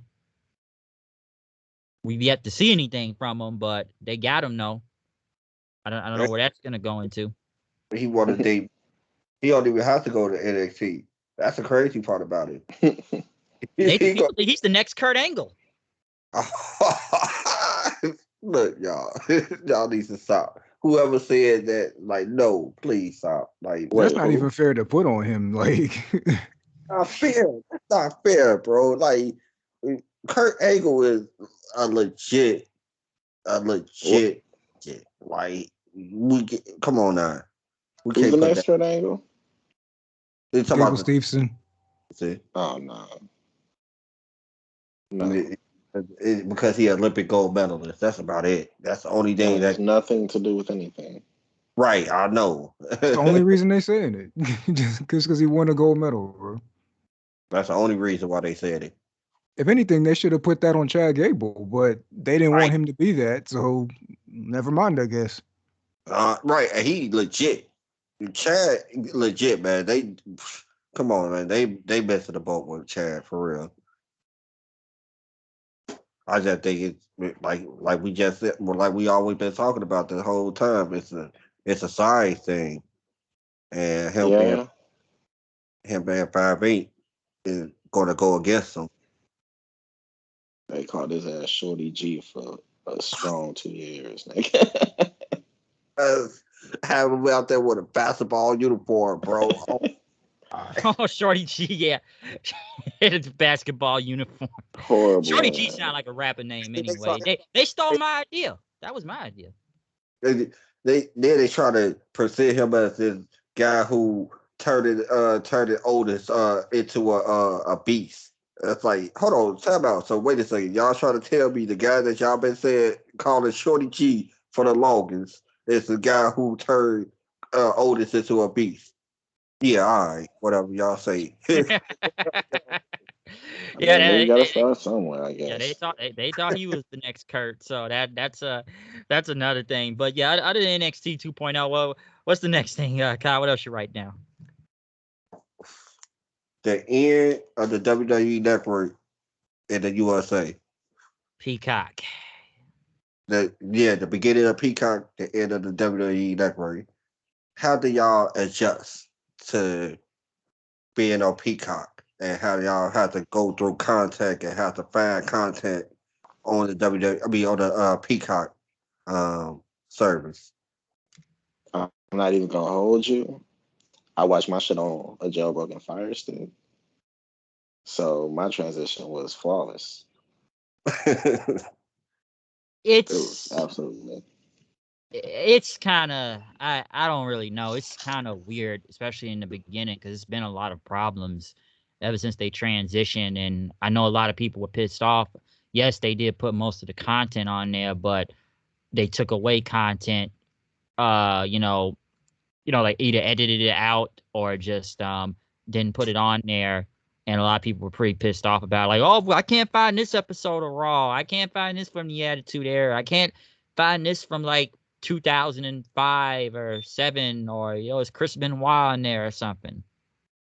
I mean, all Chris Benoit matches on there. You can see anything from Chris Benoit because it's kind of hard to fade him out. He was in a lot of big segments, or at least segments that people remember. So it's kind of hard to fade him out. It's just like things like how they would describe the episode or describe the show. Let's just go to WrestleMania 20. They gonna just say it was a triple threat match for the World Heavyweight Championship. They won't mention that Chris Benoit won the World Heavyweight Championship at WrestleMania 20. They just gonna mention the match. That's how they do it. But they can't really fade the whole match out, especially that match right there, particular. What I was just saying, that triple threat match between Shawn Michaels, Triple H, and Chris Benoit, you can't fade that out. You just can't. True. Did you have any problems with Peacock, Steven? Steven? Shxggy. I only see two people. I see Oh, 3 on mine. Must be a lag thing. Okay, now it says Might 3 be. or 4 are in the call. Says y'all, where do you go? I may have to message them. Somebody say something. Something. all right. So, you want Nobody cares. But yeah, my transition to with Peacock, it was flawless. I went straight to it. I found everything I needed to find, and I ain't really had no problem with it, and I ain't had no problem with the content they would take it out. To be perfectly honest, man, we got to remember some of the content they would call themselves take it out. Like they took out the WrestleMania segment with Roddy Piper with the half black face. Like people would call themselves being mad at that. And I just like it was a nothing segment. Nobody really remembered that segment or remembered the promo.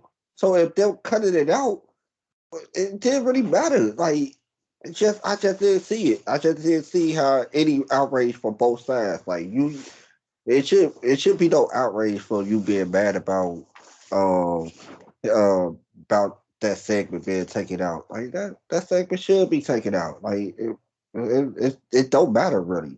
Or like what Vince saying nigga and shit. There's Shxggy. Yeah, hey, Shxggy, what happened? Man, my laptop was tripping, bro. I got disconnected like 5 times. Y'all Oh can hear me damn. though, right? I was wondering, but yeah, we were gonna ask you, what did you ever have any problems with Peacock? I never got Peacock, bro. Yeah, Peacock's Peacock. So yeah, it's not much to say from that. Okay, here's another one. Returns, the biggest returns in the year. Edge? Not no, my bad. Nope. I'm sorry. Na na na na na na na na Right, na I'm na not na na na na na na do Uh, do do. Look sorry. in my eyes. Man, how could I forget that? No, yeah, CM Punk. I'm so sorry. CM Punk, hands down. I've been waiting for 7 years. I don't know if y'all have, but I Oh have. yeah, I swear I have. Well, me and It's Jrod were there. I, I it's got my legit. ice cream bar. I legit waited for 7 years. I legit every time I even heard a snippet, a little small something about him coming back, I was Johnny on the spot like, oh, is he for real? Is he coming back for real? I was happy when that man said I'm going to wrestle again. I ain't care what you wanted to wrestle at. You could have wrestled in a gym with 50 people with it. CM Punk, I ain't care. I would have been one of the 50 people in the crowd. You know, that's how much I was so happy that he came back. You know what's crazy, and I'm not even saying this as a positive or negative, but it's like you said, Edge, because you completely forgot about Punk, and I feel like that's because he's just a regular part of the roster now on AEW. Like he's just integrated, like he's just anybody else. And like I said, I don't know if that's positive or negative, but it's I, just an observation. I personally think it was calculated. I and think you, this is exactly how it was supposed to go down for CM Punk. Because to me, I'm always like Bryce will tell you, I'm always looking for the heel turn, right? And I think that'll be a part of his heel turn. Him being so appreciative. Because like look at somebody like Daniel Bryan, somebody who is just as big, but he came in and he's fucking killing everything. I don't think there's a difference in booking. I think it's a difference in storyline because Daniel Bryan, as of right now, his booking is better. But CM Punk versus MJF is gonna make it CM Punk's booking better. But I think it's a reason why he's doing such, all of these kind of okie matches against these guys. I could mess yeah, with that. Yep. yeah, I totally agree, and I totally agree with you, bro. When you said the reason why I forgot CM Punk, that was the real reason why I forgot about CM Punk. It was the booking. It was me and Bray talk about this every day. Like I, of course, I will remember Edge return because Edge over here going against main event guys like Seth Rollins. You know what I'm saying? He went against a whole trilogy, a 3-match trilogy with Seth Rollins. That kind of all those matches gonna go stay in my head because all those matches were good. Can I remember all the CM Punk matches since he returned? And he returned a lot later than Edge. His should be a lot fresher than Edge return. But since the booking haven't been the same, I don't see it as a great return. It's not a great return until I see a great feud. I think this MJF feud is gonna be a great one, but it, well, I gotta see it in the ring now. Cause I heard enough from them already, and they're gonna be talking all the way until the next pay per view. I heard enough already. I really did. Now it's time to get in the ring, but I know I ain't gonna see that until the next pay per view. I Yeah, will but say that also shift happened at that rampage when him and Kingston started getting into it. Like right there, that's when Punk turned the corner. Like now he's doing shit that's cool, you know. Before mhm. that, pretty forgettable stuff. But as soon as that Kingston feud happened, then it was like, okay, here we go. This is CM Punk back. I But want to. even with this MJF situation, and like even with this feud and all of these feuds that he's gonna have, you know what this is all leading up to for CM Punk, right? What? Him versus his like hardest competitor, of course, nigga Hook, his biggest fear. You know what? Hey, Send Hook. that's perfectly fine, yo. Like all of this is leading up to Hook. After he beats Kenny Omega, to be him versus Hook. Hook. And I'll say it's about CM Punk because me and Jrod, we were there at the United Center, so it was a big fucking deal. It was That crazy. it was insane. Like we got free ice cream bars and stuff like that. It was So it was big, but you're right about his opponents. Yes, of course he had to get some ring rust off, but he has faced some, pretty forgettable people at the same time. The most notable ones have been either Darby Allin or this MJF feud right now. Most of the times it's been like feud of the week for like Punk, and he's wrestling on Rampage or Dynamite and whatnot. Or like I said, it almost kind of became a pattern at one point. It's like come out, do promo, or come out, do promo, and go to commentary and whatnot. Or if he does have a match. So it did become somewhat pattern because like the one I was just at, the Thanksgiving episode I was there for. Yes, he did wrestle. I don't think he need to go damn near 15 minutes with QT Marshall of all people, but See, yeah. that really bothered a lot of people out there. That didn't really need to go that long. But, it wasn't bad at the same time. But, just looking at Punk himself, just being back. Like I said, it's been 7 years, okay?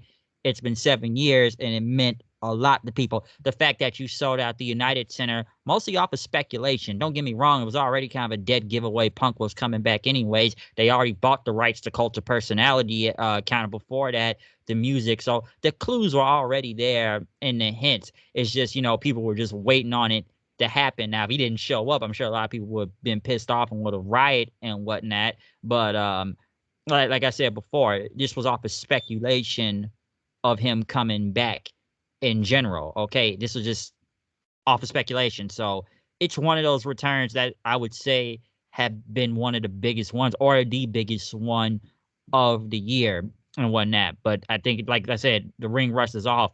We just now want to see Punk in the real deal now at this point. Man, I'm so glad you brought up that QT match, man. Niggas will clown me for saying Josh Wood should have went longer with Shawn Spears. Meanwhile, this nigga QT went 15 with CM Punk, bro. That didn't make no fucking sense. Right. I exactly what you want that one, bro. I want to piggyback on something Bryce has said. And he was talking about how long the CM Punk wasn't in the ring. But if we gonna get a CM Punk that knocking out ring rust thing, why we didn't get that same excuse for Edge? Edge was 11 years. And if we couldn't get him that, he came straight in right off the back in a Royal Rumble match. You get what I'm saying? That's like, man, we talk about knocking off ring rust.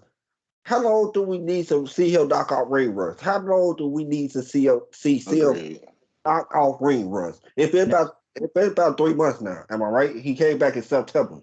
August, end of August.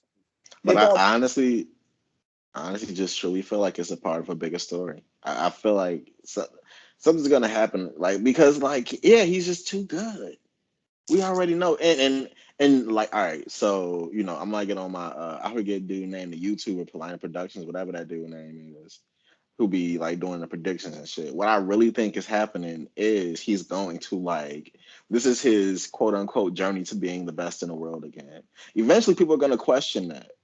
Like, are you really the best in the world, Sam Punk? You always talked about it, but like you kind of like these matches ain't proven shit. He's gonna lose to MJF, and that's gonna put MJF over, and people are gonna be like, "What the fuck is going on, CM Punk?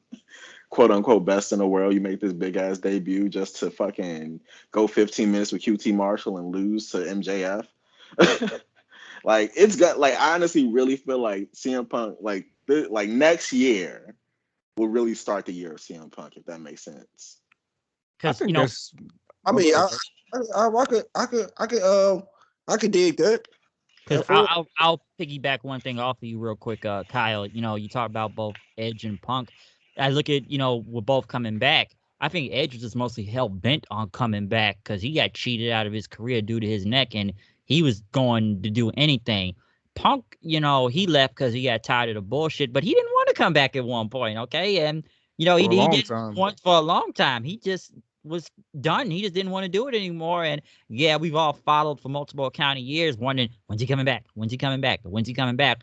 Because, like, honestly, like a year or two ago, I was just kind of okay with it at this point. I'm like, if he don't want to come back, he don't want to come back. But I felt like, you know, for the right price and, you know, everything for Punk, he was gonna come back. Because let's remember, he didn't want really anything to do with wrestling at this point. I'm not gonna go into the whole UFC thing that much. We saw how that basically bombed and whatnot, or whatever else he was doing. But like the difference between him and Edge was gonna do anything to come back. He was just hell bent on coming back. Yeah, I do agree with you, Bryce. I totally agree with you. The different mindset of the two individuals that was making a return. One mindset was I, like you said, I got cheated and I really want this again. When the other mindset was I just want to get out. I don't want to deal with this stuff again. You know. So yeah, I do agree with you. I totally agree. Yeah, agree. So like I said with Punk, like I said, still a big return, but it does make you think about some of the stuff that's going on right now, and you know the other people around him that have either debuted or just returned in wrestling in general right now. Because like, come on, you look at these other debuts or returns, like we can go on to what Danielson and Cole right now. Mm-hmm. Danielson don't fucking miss. No, My no. wrestler of the year, yo. Not at all. He's Yes, amazing. he should get that honor. Real talk. He should. He should get that honor. Like, he been killing it. He been killing it. Danielson has been Think killing about it. it. Cole, I'm iffy on right now.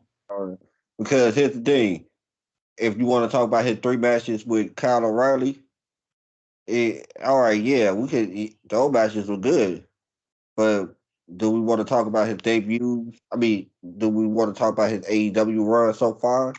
If that's gonna hinder the best wrestler of the year talk for him because he haven't had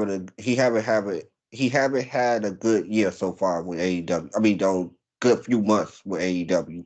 He Well, haven't. Cole is just chilling right now because he's one of those What? dudes where he can just do whatever, and he'll still be Adam Cole. So whenever you put him on that Yeah. higher level, people are just going to be ready for it anyway. So let him, chill for a little bit, and then when that time comes, Yeah, I understand. Yeah. I understand what you're saying though.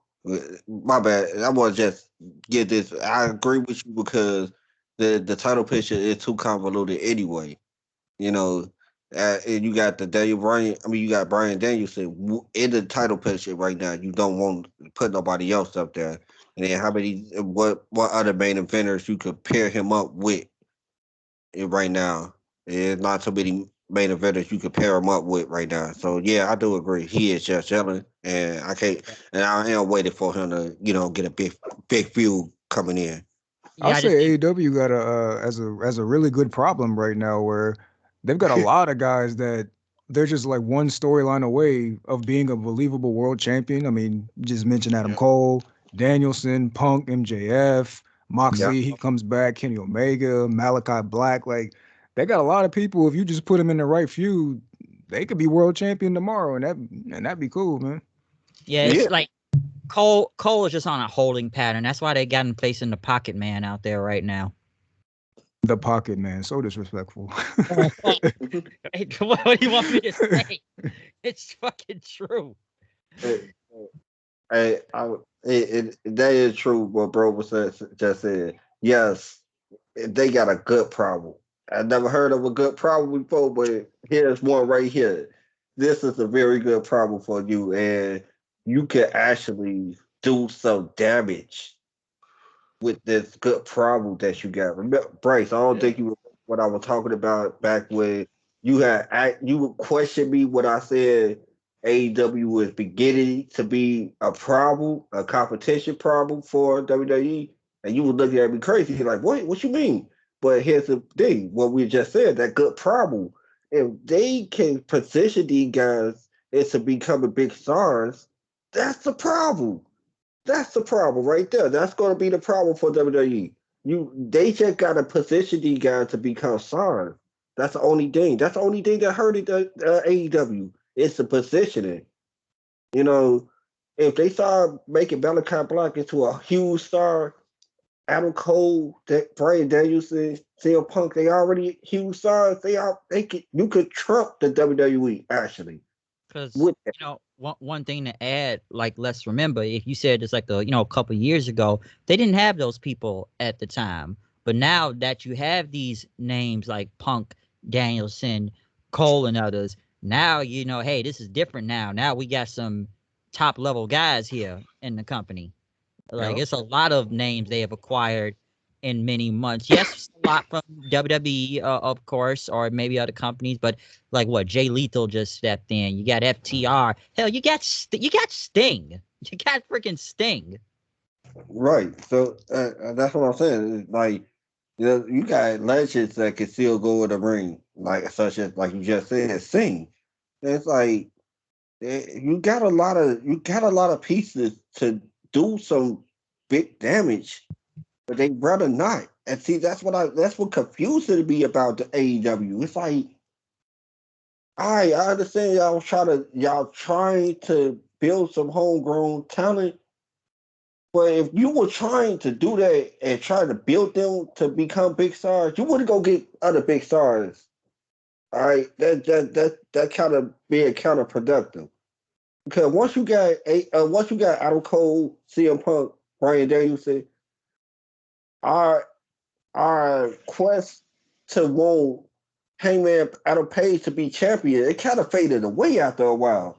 Y'all gave the championship to him now, but you got people such as my boy Bryce over here earlier this week when we were talking at work. You got people like him thinking like, hey, well, should Bryan Danielson to be champion? Because you took too long to put the championship on Hangman. And you got other big stars now. So we want them to have the championship. It is like they kind of was shooting themselves in the foot, but they were kind of not. If y'all understand what I'm trying to say, like with the new No, I sign, feel you, bro. with them picking up those guys, they kind of shot them in the foot, but not, you know, Yeah, not for because everybody. the way they just been picking up people lately is kind of like the people that were there in the beginning are somewhat either fading a little to the back now and whatnot. Unless they made themselves, then they're in a good spot. But some of them, like the people that we've seen, and some are not really that good, they've kind of just been fading to the background. You brought in the bigger stars. You've either had a return or a debut, and obviously that has trumped them and whatnot. So, like I said, they've had a lot of debuts and returns in AEW right now, or just returns to wrestling, I mean. But just a lot of debuts and stuff because like I said, and I'm kind of just going still in the return conversation right now. You look at the returns there, and I'm trying to see how many people really returned from WWE this year that came back. John Cena?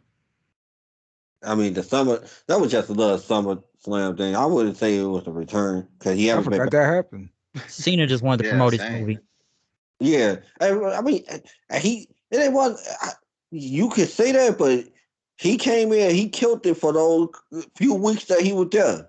Oh yeah, he was over. I still think the whole thing with Roman, I just kind of felt like he does the whole "I'm not gonna take you serious" type of thing because he's done that for a while and kind of be smug about it and whatnot. Yeah, I didn't like that build at all for the Roman feud, like at all.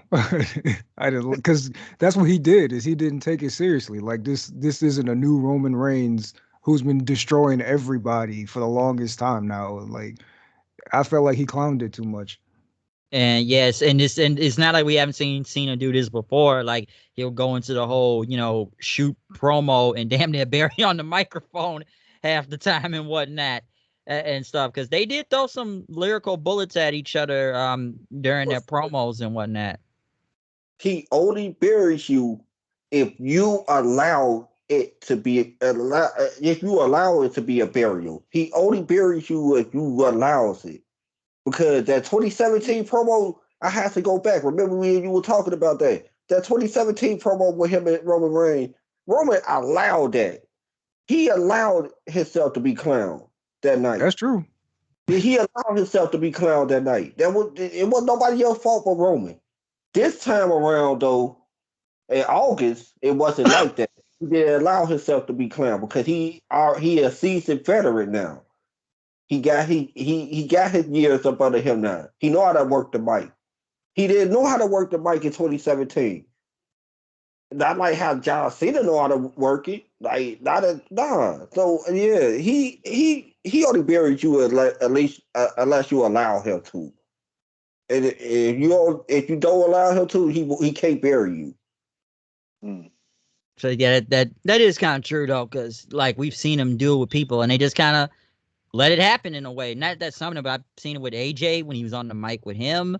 Miz, I just felt like he fucking eviscerated Miz that one time and stuff, because it's almost kind of like, I'm not gonna fucking lose to this guy. Like, I'm gonna win basically. So it just kind of it almost sometimes tell you that Cena's already winning. Why do we need to see this? Like, we know this guy's gonna win. It's just Cena. Like, we know he wasn't gonna win the title at SummerSlam and take it for the next few months until WrestleMania and whatnot. Like, this guy's got too many movies to film right now and stuff and TV shows. He got a whole show, HBO Max. And so he got a whole show. I gotta see that. And so January. it's like we kind of figured that he wasn't gonna. He was just there just to stop by and say hi. You know what I'm saying? Like, it's like, so hey, I'm still wrestling. I said, I still go, people. All right, John, we can see you. We can see that you can still go. Thumbs up. He said bye, and that was it. You know, I was cool with that. I really was. I really was cool with him just returning. Had a little match with Roman Reigns. Put Roman Reigns over. Go ahead and go about your way. Yeah, because right now we're in like the Brock thing right now and stuff. Just that Brock, man. What's good, Sammy? How you doing, Man. Sammy? How y'all like this new Brock character? Since we're gonna transition, we can transition right into that. How y'all like this new Brock character? It's funny. I like it. It was something that I didn't think he had. Yeah.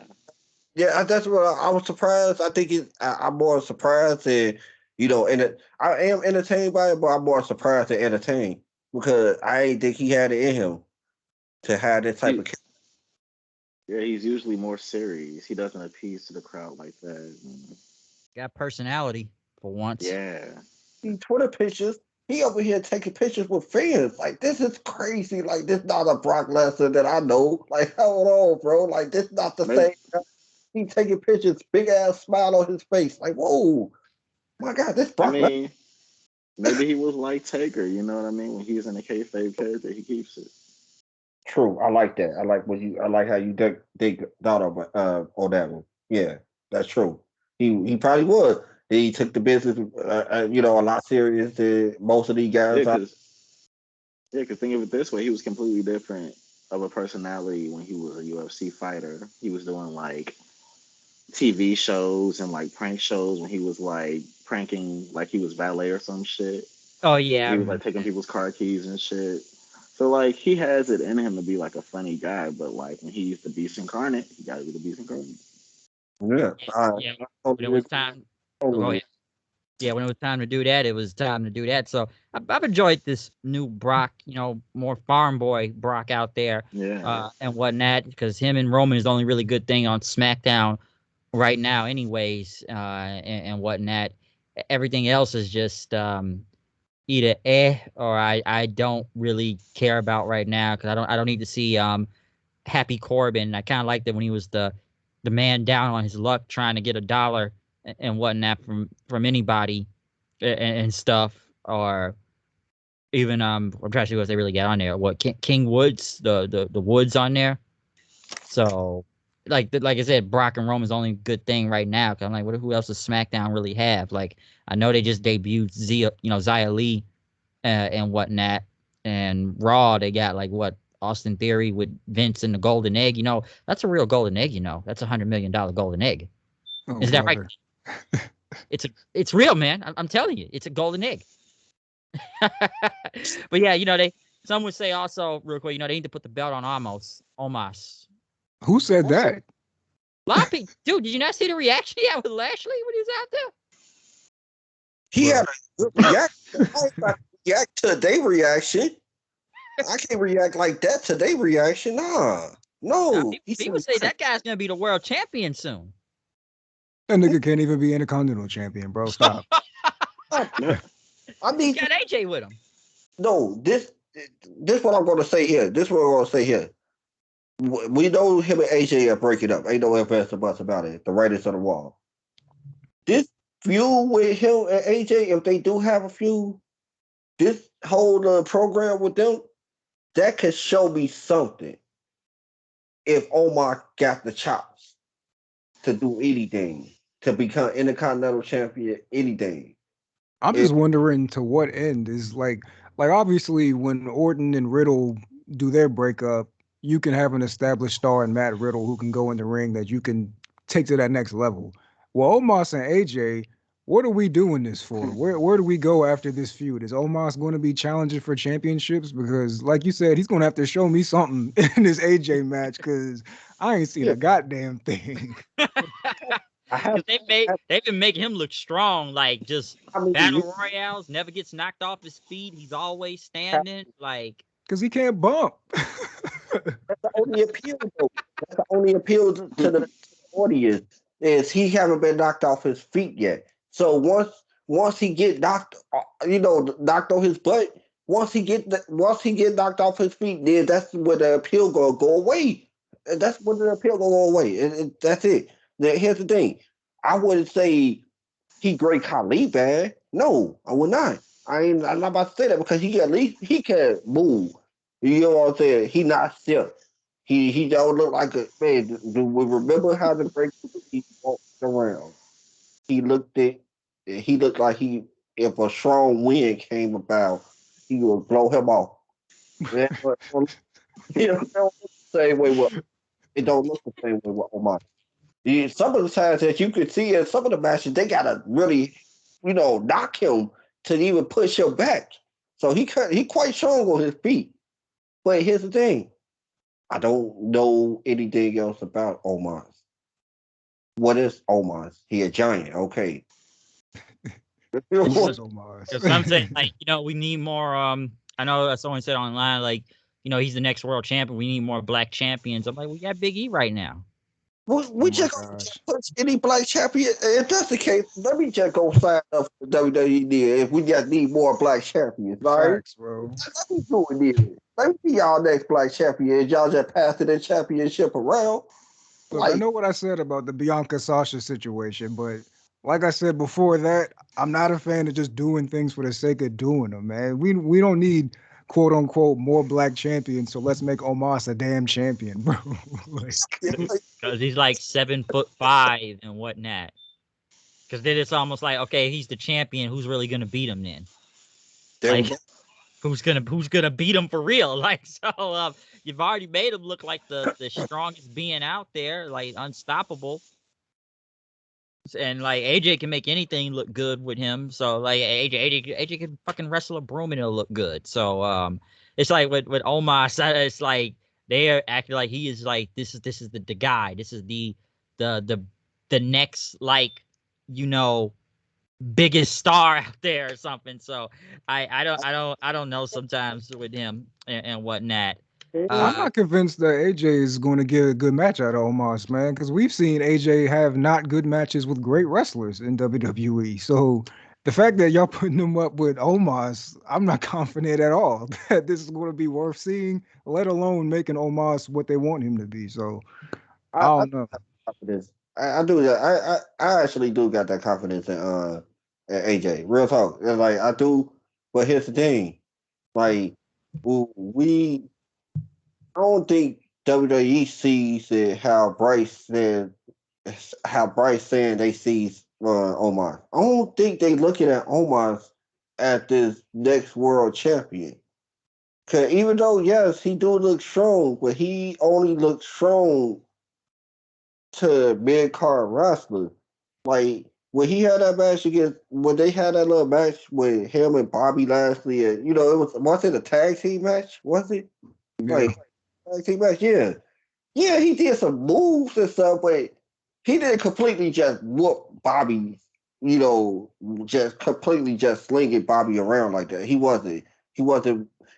didn't whoop Bobby like how they would have him whoop somebody like Riddle.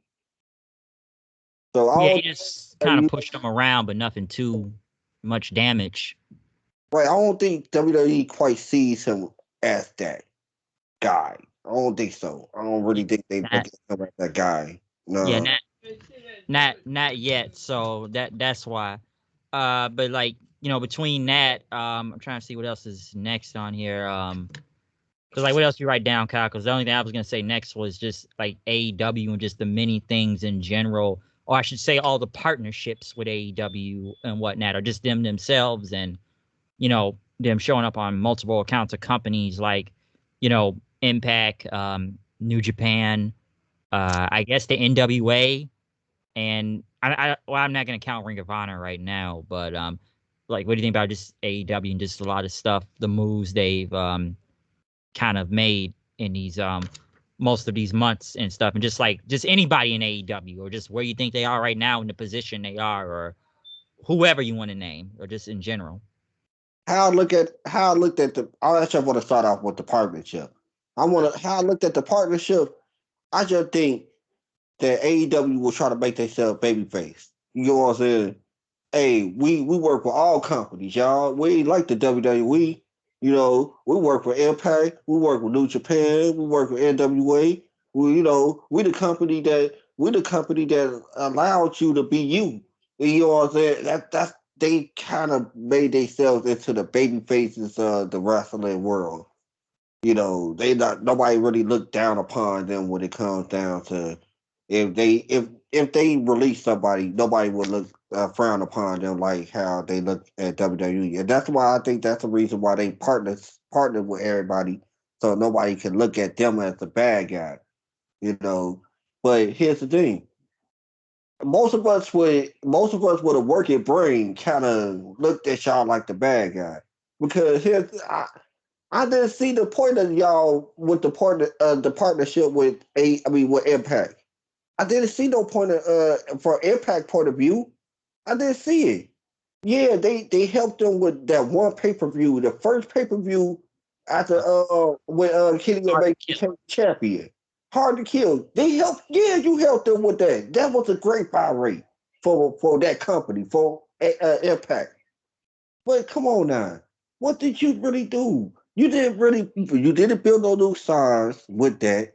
You could have did a lot with that. You could have had somebody else take the belt off with Kenny Omega.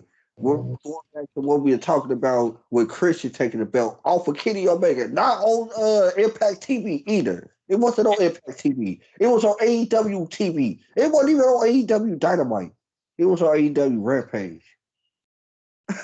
Yeah, and let me say this, and you are right on many things, just the way this whole partnership has gone out. I personally think Moose or even Sammy Callahan back at Slammiversary could have won the title from Omega. Like I said, I think somebody should have got the rub. Rich Swann basically looked like a damn punk out there half the time, with Omega they just talked about him so bad every week. Like, what does Swan really say back? It's like, come on, do something back here. Like, He come didn't on.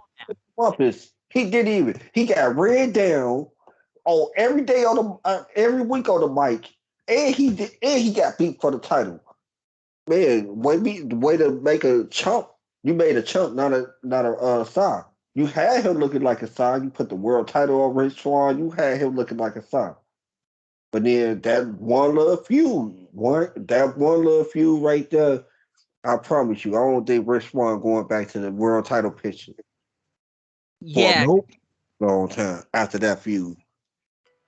that's true. And whatnot, because I just look at the whole partnership is this. Hold it down. It just felt one sided. I felt like Impact never got any promotion from them. It was just a lot. It's like they never promoted any pay-per-views. You didn't say Omega was on the show. Yes, Omega held the world title for like half the year and whatnot. And I just felt like nobody from Impact ever showed up on AEW other than the Good Brothers, because it was the Elite. Other than the Good Brothers, who from Impact really showed up on there? What, Scott D'Amore? just to just kind of stand there, just to congratulate Christian? Like, who from Impact really showed up? If you brought half the knockouts in on the AEW roster, they probably would have outworked them. Okay, they most likely would have. You didn't try to Talk bring about Deanna it. Purrazzo in. You didn't bring they got Kiera Hogan now, but Impact's got a stacked women's division down there in the knockouts division. They got a lot of people. They got a lot of talent down there. I just felt like they could have brought them in. They could have like did something. I'm not saying an invasion angle or something, but it was a lot of things that could have been done. And I kind of understand why this partnership isn't happening right now. And like, come on, Bound for Glory's got to get pushed back to like 10 o'clock at night because you got to do a random AEW show on Saturday.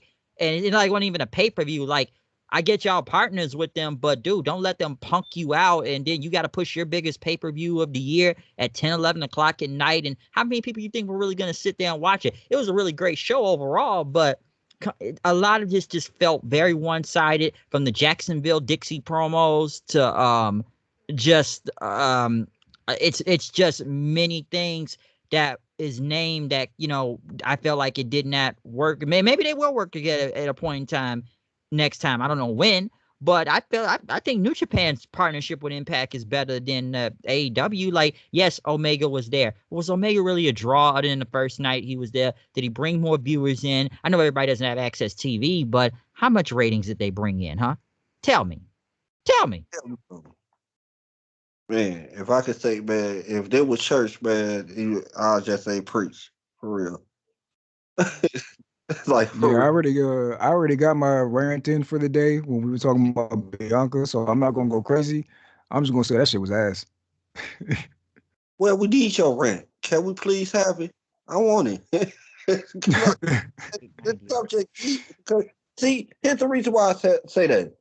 Because I really felt like AEW is one of those, you know how one of those type of people that always phony. You know what I'm saying? It's like phony in front of other people, but you know the real person. Like, man, you know the AEW for real. Like, you know AEW is not really out there pushing.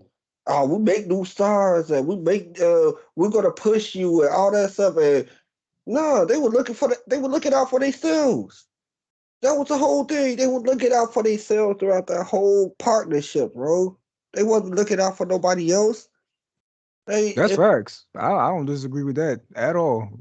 Everything both of y'all said, you saying trying to look like the babyface company, the fact that the knockouts would outwork the women, like I ain't disagreeing with not a goddamn thing I heard from either one of y'all, man.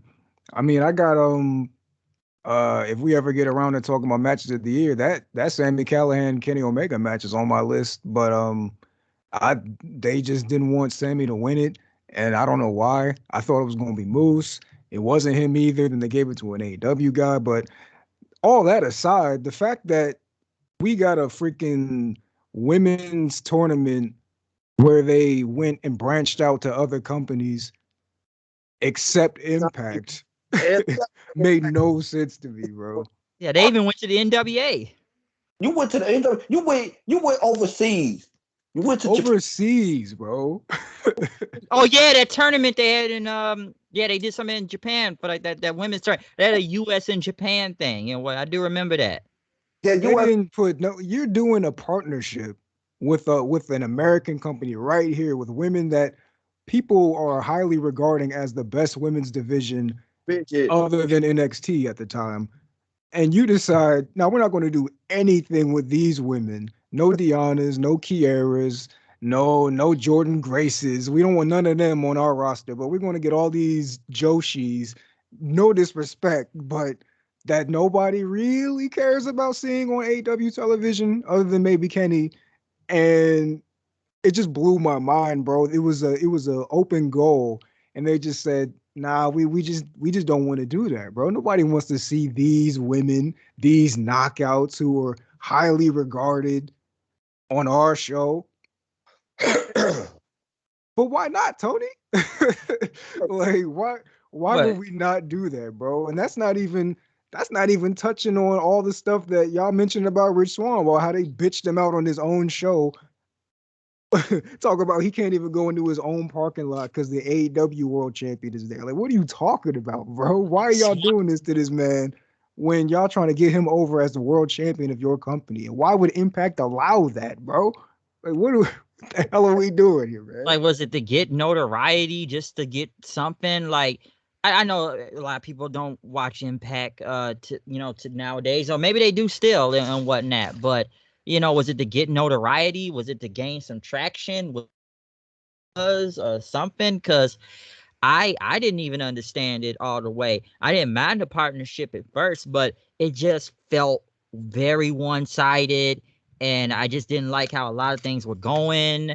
And it just felt like, well, come on, can Swan show up on their show and do something to them or something and attack Omega or Bro, Bryce, you something like remember when that? we were talking about this after they had that press conference between Swan and Omega, where Kenny just talked down to him the whole time and then slapped him, and Swan didn't do jack shit.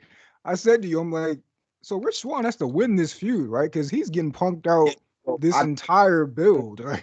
Like, I thought the exact same thing, bro. I thought the exact same thing.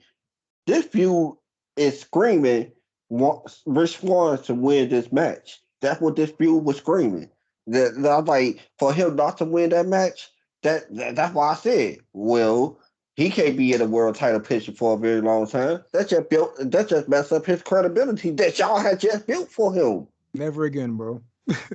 Yeah, so like I said, the whole partnership thing, I just felt it was just strange. And it's like, dude, come on, the Good Brothers were literally just standing there with the tag titles, okay? They just stood around with the Elite because, they were all in Bullet Club. So, we gotta put them on TV just because. And it just like, well, can someone else show up on this show at least or something? I was kind of waiting on it, but it's like they wouldn't do it, and it just didn't make sense. Like, come on, even the NWA Women's Champion at least got to be on Dynamite, and they kind of promoted And that a defend little the bit belt. better. Yeah, and defended the belt. You know why? Because they wasn't threatened by they women division. See, that's the reason why. Let's just call a spade They here. took Thunder Rosa. They And deep. threatened by NWA women division. They wasn't. They were threatened by Impact women division. They were threatened by the Jordan Graces of the world, the Rachel Ellery of the world, or Asha the Steels. the Tasha Seals of the world. They was threatened by that. They was like, oh, if we get Jordan Grace to come over here and do one match with somebody like a Cara Sheeta or somebody, she would probably out wrestle. Not Sheeta. Sheeta I would good. say not Sheeta, bro. Nah, Sheeta's cool. Sheeta cool. Let's just say Britt Baker. You know what I'm saying? Have a match with That's Britt. facts, bro. She gonna out wrestle her. And see, that's what he was afraid of. Right, Deanna Purrazzo. You know what I'm saying? So yeah, they were threatened by AEW. Of course, they were going to let NWA come in because they want to still say, "Hey, we work with everybody, y'all. Y'all see that? Everybody, we work with everybody." Because, like, who does the NWA really have right now? Like, I know even Tony let their women on the show, even though he kind of buried NWA at the same time, saying, like, no, I paid my talent on the show. That was so weird, man. You basically just said these niggas are broke. That was weird. That's like McDonald's CEO coming out and talking about, so, hey, I pay my McDonald's workers. Well, you should. You're like, no shit, bro. Because, like even like I said with NWA, it's like, come on, they've taken their talent too and whatnot. But like, literally, who has anybody else from the NWA showed up? We know y'all took Eddie Kingston and some other people and whatnot. Because who they got? What, Trevor Murdoch right now, and the 40 people that showed up at that last pay-per-view, which nobody was really there. Because like we talk about that, like, who does the NWA really have? Who was gonna take? Come on, I'm surprised they haven't even tried to get all this yet, or try to sign him and whatnot. Because we talk about this before. Fucking Trevor Murdoch versus Mike Knox sound like an undercard match from the WWE ECW in 2006. Come on now. And like I did understand that move with NWA with making Trevor Murdoch a champion. Like I didn't understand it. It just baffled me. It's like I know y'all needed a new world champion. Almost been. I mean, he been champion for over 2 years now. Thousand something days. But like I said, who they got? Who else did they have? Right. So Literally. but to put the belt on him Like, all right, I guess, y'all still had Chris Masters down there, so it wasn't like y'all could have just put the bet on him. Yeah, I ain't understand that at all. But yeah, back to like AEW partnership with Impact, it was just to benefit AEW, and I don't even see how they benefited off of it. I don't even think they really did, to be perfectly honest. What we can say that them working with Impact really helped them too. All they Like, did was just make Kenny look better, and he didn't even need that. He's Kenny Omega. Like, It's, they gave him that AAA mega title thing for God. Now, they didn't even have Andrade. Andrade couldn't even beat Omega for that title. and they were going to sign him. And they had Ric Flair out there with him. I'm like, wow, they still had Omega to defend even with Ric Flair out there. I'm like, okay. Like, did he and then now what, they just dropped the belt because we know Omega's hurt right now. But it's like, okay, we'll just drop the belt and we'll just make it some 5-way and we'll give someone mega title and whatnot. So that's one thing. I feel like the New Japan partnership is a little bit better, at least. I mean, because New Yeah. Japan New Japan wasn't gonna let them hold them like that. Yeah. NJPW wasn't gonna let them hold him out. Yeah. There we go. That's the reason why it was better. That's the reason why it was better. One company wasn't going. The other Like, company was just like, we try to get back on TV, so we'll try to do anything to try to get back on national TV again. And that's what I really think what Impact thought they were going to get was a chance to get back on national TV again. yeah, because like I'll say that Impact in their partnership with New Japan is a little bit better. I don't mind that. That's actually been pretty good and stuff. But I just feel like you said, AEW was just one sided, and I feel like it was just trying to gain some buzz again. But at the same time, like, dude, don't let them hold you out like that now. Like, come on, that's just kind of like, come on. We already know what happened with Ring of Honor and that whole thing and whatnot, and how it's somewhat. I would say it's a little partial blame on AEW to have more Ring of Honor. So we already saw how that whole thing went. But like I said, with New Japan, they weren't gonna let him hold him out. Don't get me wrong, they brought some good names in, like Minoru Suzuki, who Suzuki I enjoyed his American tour. I did. Suzuki's the fucking shit. Who else did they bring from New Japan in? Kenta. For AEW, Yeah, I guess AEW or just any of these companies. Yeah, Rocky Kent, Romero, Finn Juice, Jay White. Jay White. Yeah, I feel like Jay could do more on Impact. Who else? Hikuleo, Hikuleo, Ishii. El That one time with Phantasmo. El Phantasmo. Um, I think was that all of them? I think that was most of them I've named. Yuji Nagata. Yuji Nagata. Oh yeah. They brought him in. So yeah, I like the New Japan name's been a little bit better. I think Suzuki was probably the biggest one they had brought in. Easily. Easily. It's fucking Suzuki. Even though they literally recreated the whole thing at Wrestle Kingdom the year before with him and Moxley, it's like it's Suzuki. People know who the fuck Suzuki is. So of course, and I'm sure people are still waiting for names like Okada, which I think they'll probably get him after Wrestle Kingdom because Wrestle Kingdom is coming real close anyways. Naito. I think we were supposed to get Tanahashi versus Moxley, or at least a triple threat with Yeah, Archer, they were teasing that. but we just didn't. So I don't know. I want to say this. I want to ask y'all because y'all know about New Japan a lot more than what I do. Well, you mainly Bryce. New Japan, the title belt is cursed. Question out there. I just want to throw this question out there. Out of all those guys who y'all had just named, who made a basically American matches with Impact, AEW, and stuff. Out of all those guys, who did AEW make it? I mean, not make present as a big star to y'all. Did AEW do any type of justice to those guys who came in there to do those one matches for them or a couple of matches? Did AEW help? Let's just say me, like a fan like me, who really don't know about New Japan. Did they help me did they help me introduce these guys? I mean, not introduce. Did they introduce these guys good enough for a fan like me? Sorry about that, but that's the question.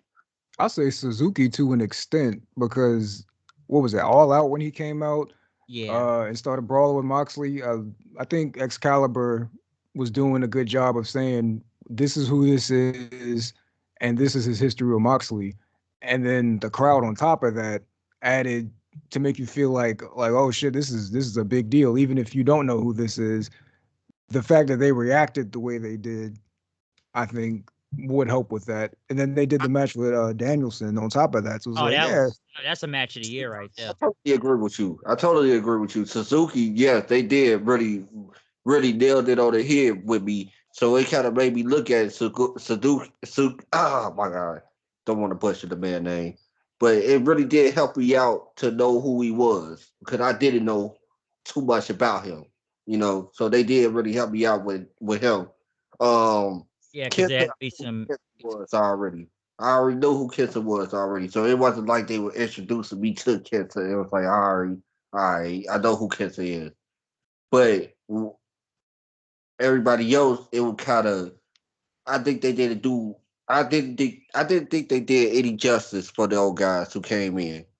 I think that's been a problem consistently in AEW. They just kind of assume you already know who Oh, these New Japan people are. Like when they bring in a Rocky Romero or an Ishii, and they're like, "Yeah, you know what this is." I mean, do we? Some dude, people do. right. Some people do it. Hey, some people do it. That's cool. And that these guys know who they are. But here's the thing: they what about me? What about Yeah, 'cause, like I could say, right. It's like I would say it's like what Steven just told me. Is like, don't get me wrong. Some people know what New Japan is, but like not everyone is. Like, because if I talked about some of the stuff right now, it's like Steven said, I haven't really kept up with New Japan. Like I'm kind of the only one that could probably explain things that have happened in the year. Like what other than the title belt, I don't like that new design. It looks like a Mighty Morphin Power Ranger belt for some reason. Um, I felt like the title was cursed. Um, because look at how many champions they've had to change in the past year, or even a few months. I almost feel bad for Kota Ibushi in a way, just kind of given the shitty year he's kind of had right now. But like Will Ospreay, I didn't think Will Ospreay was gonna be the champion, and then he had to give up the belt because he got hurt. Like he's been in America lately and stuff. Like he's back now, but like just from Ibushi and just to that and just many odd decisions I felt like me and Steven talk about New Japan's had some very odd decisions on some of the stuff they've done, or even New Japan. They have an American show over here. They got that New Japan Strong, which I don't really watch it. I know people like what Darren Young is on there, and like Jonathan Gresham and some other NJPW guys, but a lot of those either like from people from Ring of Honor or the Indies or whatever their American, young boy system, because they had this show due to the pandemic last year because half the New Japan guys were stuck in America and whatnot. And they couldn't get over to Japan because of travel restrictions at the time. Like it's a little bit easier now, but that's the reason why they have the strong show. But I think bringing the New Japan guys into companies like Impact or AEW, I think that's worked better so people can see who these guys are, and because it's not like they come to America that often or anything. So they just gotta give better explanation. And like you said, they haven't brought in the bigger people. Thought Okada was gonna be there like a few weeks ago. To do what? Team with Orange Cassidy? Oh damn, no? damn, no, no, don't do that. No, I don't. I didn't like Ishii tagging with him. I felt like they could have did more with Ishii. It's like, why did they have him out there with all these guys, this Job Squad crew? Like all these guys, like we let them into chaos. Why? So, Some of them are already in chaos. all right. So chaos. Let's talk about them. So, who is dude that be with Chuck Taylor and them? That's that dude that y'all were talking about. Rocky. Rocky Yeah, Romero. Rocky Yeah, Romero. Rocky Romero. Yeah. All right, so here's the thing. Now, him and Ishii. Now, if you wanted me, an audience who didn't know anything about them, to take them seriously, well, they kind of went the wrong way with that because you put them with Orange Cassidy, and I don't look at Orange Cassidy as a big deal. So for a person like me, I kind of look like, whoa, these guys must be like lower mid cards over there at New Japan or something. You know what I'm saying? That's how I was looking at them. I'm like, these guys must be lower mid card or mid card or something. They might not be a big deal. That's how I looked at them. I don't know. I shouldn't be disrespecting them like that because I don't know, but that's how I look because that's how they were, how AEW were presented them. Well, to be fair, they're not. I mean, I know over here in the States to say somebody is mid card is like kind of like oh my God, don't say that. But like in New Japan, I mean, I would say they're mid card, not because they're not a talent, but they don't elevate a guy like a Rocky Romero or even an Ishii, despite Ishii being a legend. They're not treating them like these are top contenders for the world championship. So I mean, I think it's fair to put them at a certain level in AEW. Like if an Okada comes over, you don't do that. Even though he's in the same group, you wouldn't do that. But with a Rocky Romero, like fuck it, why not? They just got to send some of the lower to mid tier guys over here. Come on, they haven't even switched, Jay White over to AEW right now, or Will Ospreay, or other guys like that. Yeah, don't get Lower me wrong. level tier guys of these groups over here. Hey, bro, don't get me wrong. I'm gonna try to say like mid card like a bad thing. You know what I'm saying? How I would think it. In my head, it was like, all right, what position do they have them over there in New Japan? Because when they was on the AEW screen, they was with a whole bunch of guys who wasn't in top position. And that's how I was looking. Who they were going against? They were going against the Butcher and the Blade. So it was like, Oh yeah, the Butcher, yeah. Baker, Candlestick Maker. So it's like, yeah, like that's how I looked at it. But I'm gonna try to like mid card at the disrespectful thing. Like, shoot, I love the Intercontinental title so much to even disrespect that position of the card. And So no, that's not even on you. That's just the stigma that's been created. Like I'm saying that as like as American viewers, we've been kind of conditioned to say, well, mid Carter is mid. Like that's why Cody doesn't want to call the TNT Championship a mid card title because he wants it to be on a certain level because we all are just used to the idea that if you're a mid Carter, that you're a certain level and you can't, you're not going to go any higher than that. But it's not inherently disrespectful to say somebody's a mid carder. Like everybody's got a place. everybody got a place. Hey, that's in life, and everybody serves a role. Everybody has a place for real. So it's like you can't really. I just that's why I never understood when wrestling fans always wanted to point out why this person ain't getting this push or why that person can't do this and why he can't do that. It's like everybody got a place, bro. Not everybody. Yeah, like we all can't put everybody in the main event like that. So everybody got a place. So like you just said, mid card should not be a death knell to people. It should be to certain superstars. It should be a separate zone. Yeah, It that's should. what it used to be. Yeah, it's Yes, better than being in the jobber, undercard. At least you're at the mid. title. Edge winning the Intercontinental title, which let everybody know that he was going to be soon a superstar. And what happened? Shoot, like 2-3 years later, after he won the Intercontinental title, he was a superstar. So yeah. So yeah, like being in the mid card ain't bad, maybe if you're mid cardona, but you know They should have never called him that because that's all I'm calling this man now. It's over with. Shoot, man, to be honest with you, man, mid cardona. that was one of the first guys where people was going crazy talking about, so why WWE ain't doing too much with him back in 2011, back in 2012 in those days. Like, why WWE doing this man wrong and stuff like that? I'm like, man, bro, to be honest with you, now he on his own. Are we still screaming this? Are we still screaming that he should be a main event pitcher or something? Are we still on top of the roof talking about, hey, push Zack Ryder? No, we not, because we see it now. We see what they see.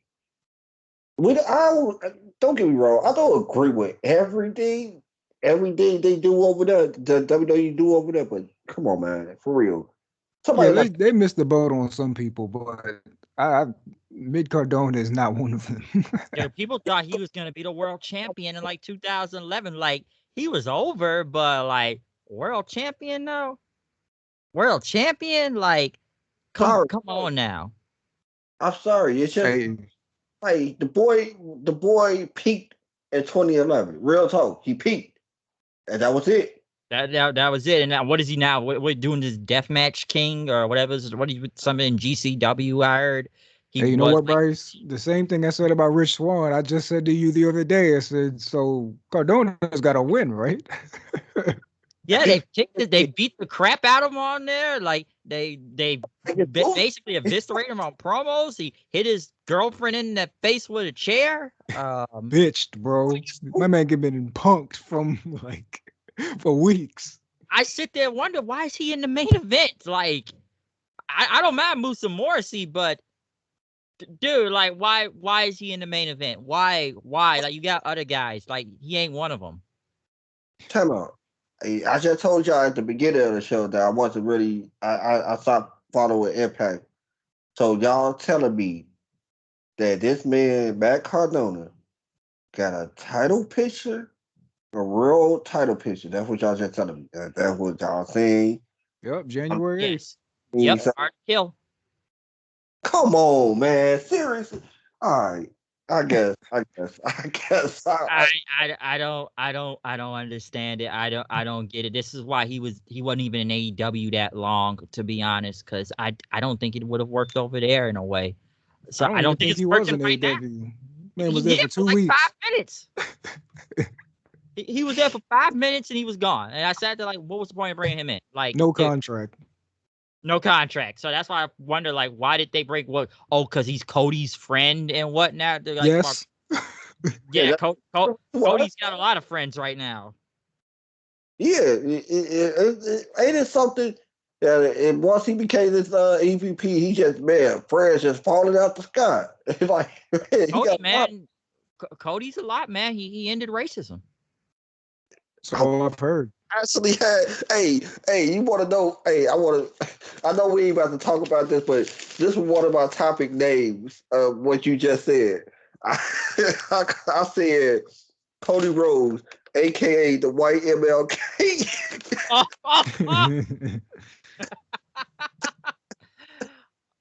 I can't get over that promo. I just can't. That promo just.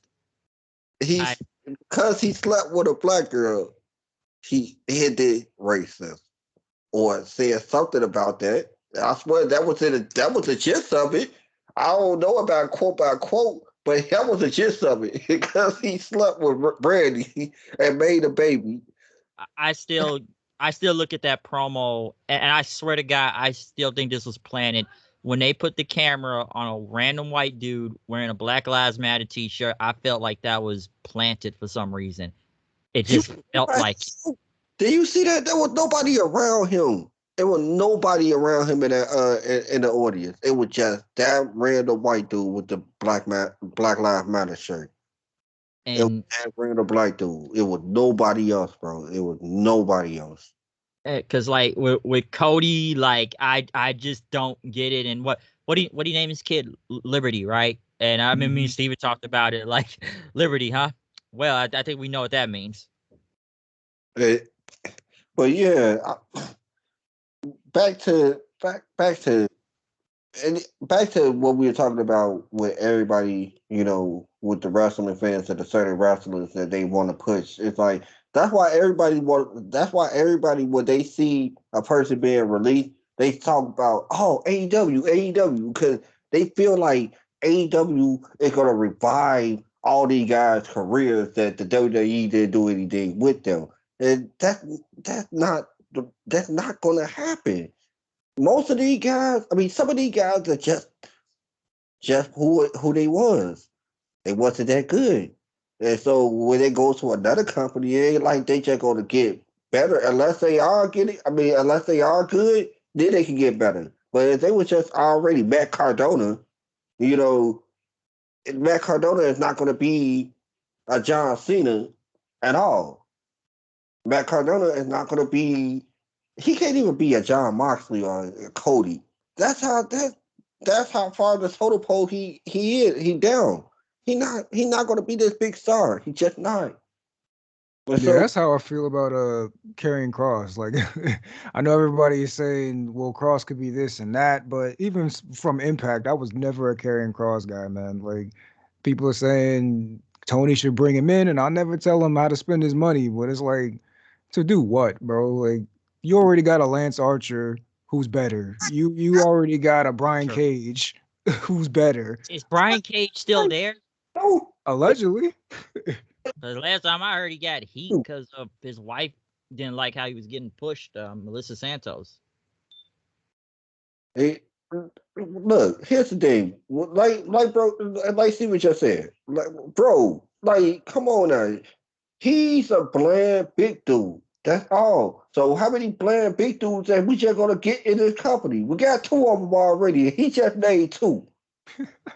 You know what I'm saying? He just named two of them. So we I don't want because Lance Archer haven't did anything.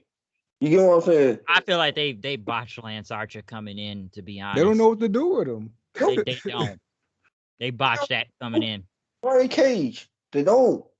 They just don't. It's like so we just gonna get him another person who they don't know what to do with. Like that, like man, not everybody can be saved by AEW, man. It's just not. And they Because don't even think they saving people, bro. They not. They not. Name me a person other than the three main signees: CM Punk, Daniel Bryan, Adam Cole. Name me somebody else that you said, man, since they've been in the AEW, man, they became a star. I'll Name give you Miro. Miro. agreed. Miro, it took a while, but It Miro. took a minute, but it's But we working. got there. It took a while, but we got there. Yeah, because before it was god awful with him, and that's why I kind of sat there wondering why did he come here again? Right. I said he did. All right, one. So Miro, uh, FTR. No. No. Here's the thing. They could have been. They could have been if they won that match against the Young Bucks. Well, it kind of depends on what level are we talking? Because I'd argue Ruby is one. I mean, compared to where she was to where she is now, I'd argue Ruby is one. Better position that she was in the WWE. I agree with you with that. She is in a better position, but I wouldn't call her. I wouldn't say she is solid level yet at AEW. But I do agree she is in a way better position where she was in the WWE. Totally That's true. That's true. agree.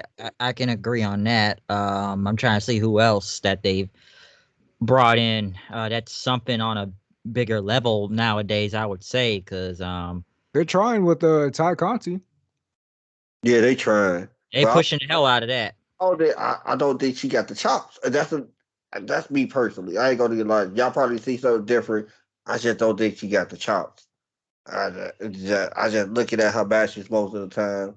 It's just nothing appeals to me other than her. And Other than her.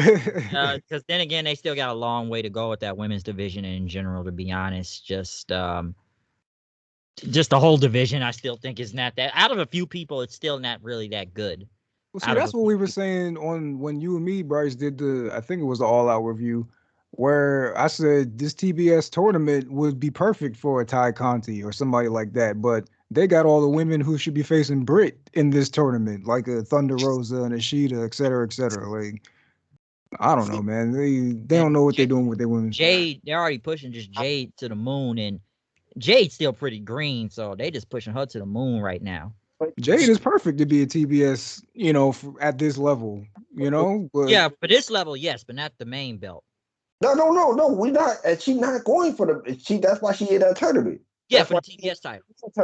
Tournament. But here's the thing. I agree with she is being pushed, but she needs to be. Do you look at do you look at her? Do you think she deserve? I mean, do you think she gonna be in a mid card, swimming in a mid card for a long time? No, she ain't. Oh Who, no. Jade? She ain't. Oh And she, nah. that's Jade is a physical specimen, so a folk here. That's a sock. That's a sock. For yeah, real. because Jade has a very different look from the rest of the others on the roster right now. Jade is a fucking giant. It's just a matter of time for her. It's definitely a matter of time and whatnot. Because She'll get like better. I think she get it better now. I mean, I think she get it better every time she get in the ring. To be honest with you, she don't look like the same Jade that for the Shaq match.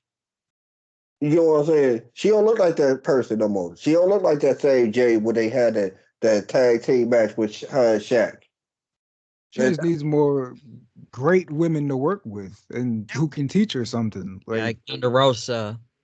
There we go. But how many times we gonna put her in the ring with Thunder Rosa? Like we can't keep on constantly putting her in the ring with Thunder Rosa to make her to have a good match out of Jade.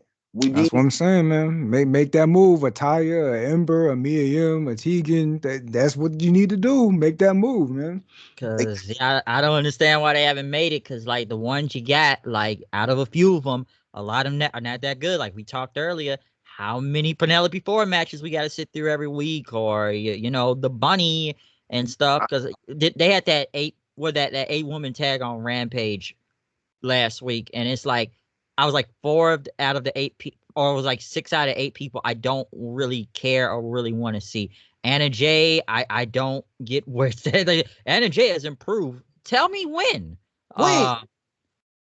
When? Like I said, Anna Jay, Conti, the Bunny, Ford. I don't even think Nyla Rose is that good. It's just a lot of them, which I kind of sit there like, man, they get a lot of TV time for some of them that are that good. Like we don't even see Deeb on TV that much. Man, their priorities became clear. Like just like we said earlier, when they didn't make a move for Mickey James, bro. There's a veteran legend with a name that you didn't make a move for. That tells you everything you need to know about the situation, bro. That could have been the perfect signing, but they just didn't. Because I just didn't understand that why they did. I'm like, wow, they really could have got Mickey James and they didn't even try. Why now again? So that never made a lot of sense to me on that. And it's like, listen, I know you want to try to get some of the newer ones up there, like what Red Velvet or I'm like, who else is pretty new down there? Like that's a homegrown talent.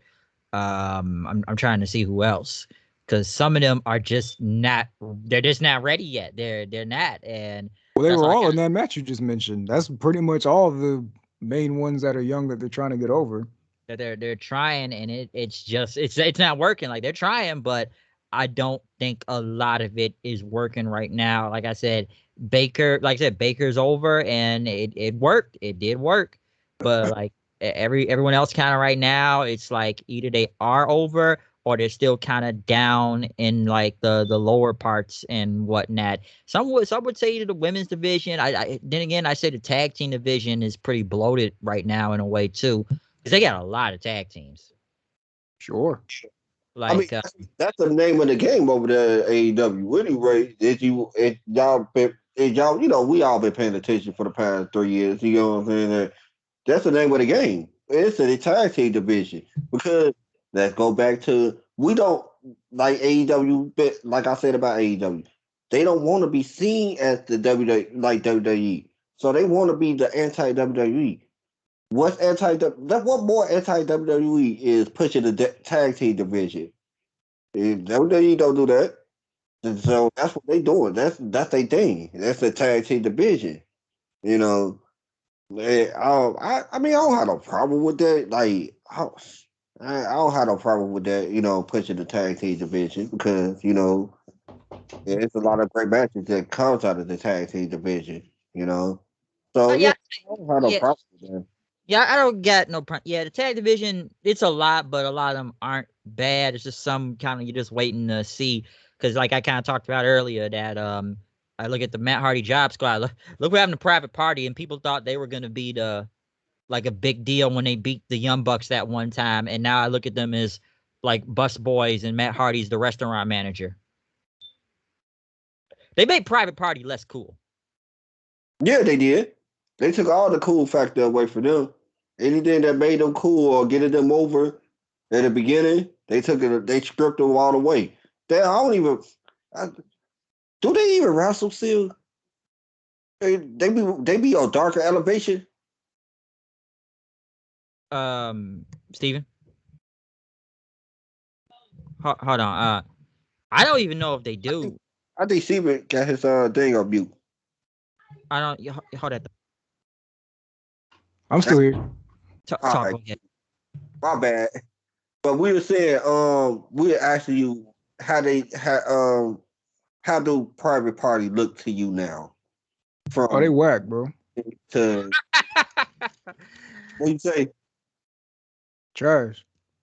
Right. No, I agree because they took all the cool factor away from them. But I think the beginning was where they had that little fake little roll up pin against the Young Bucks.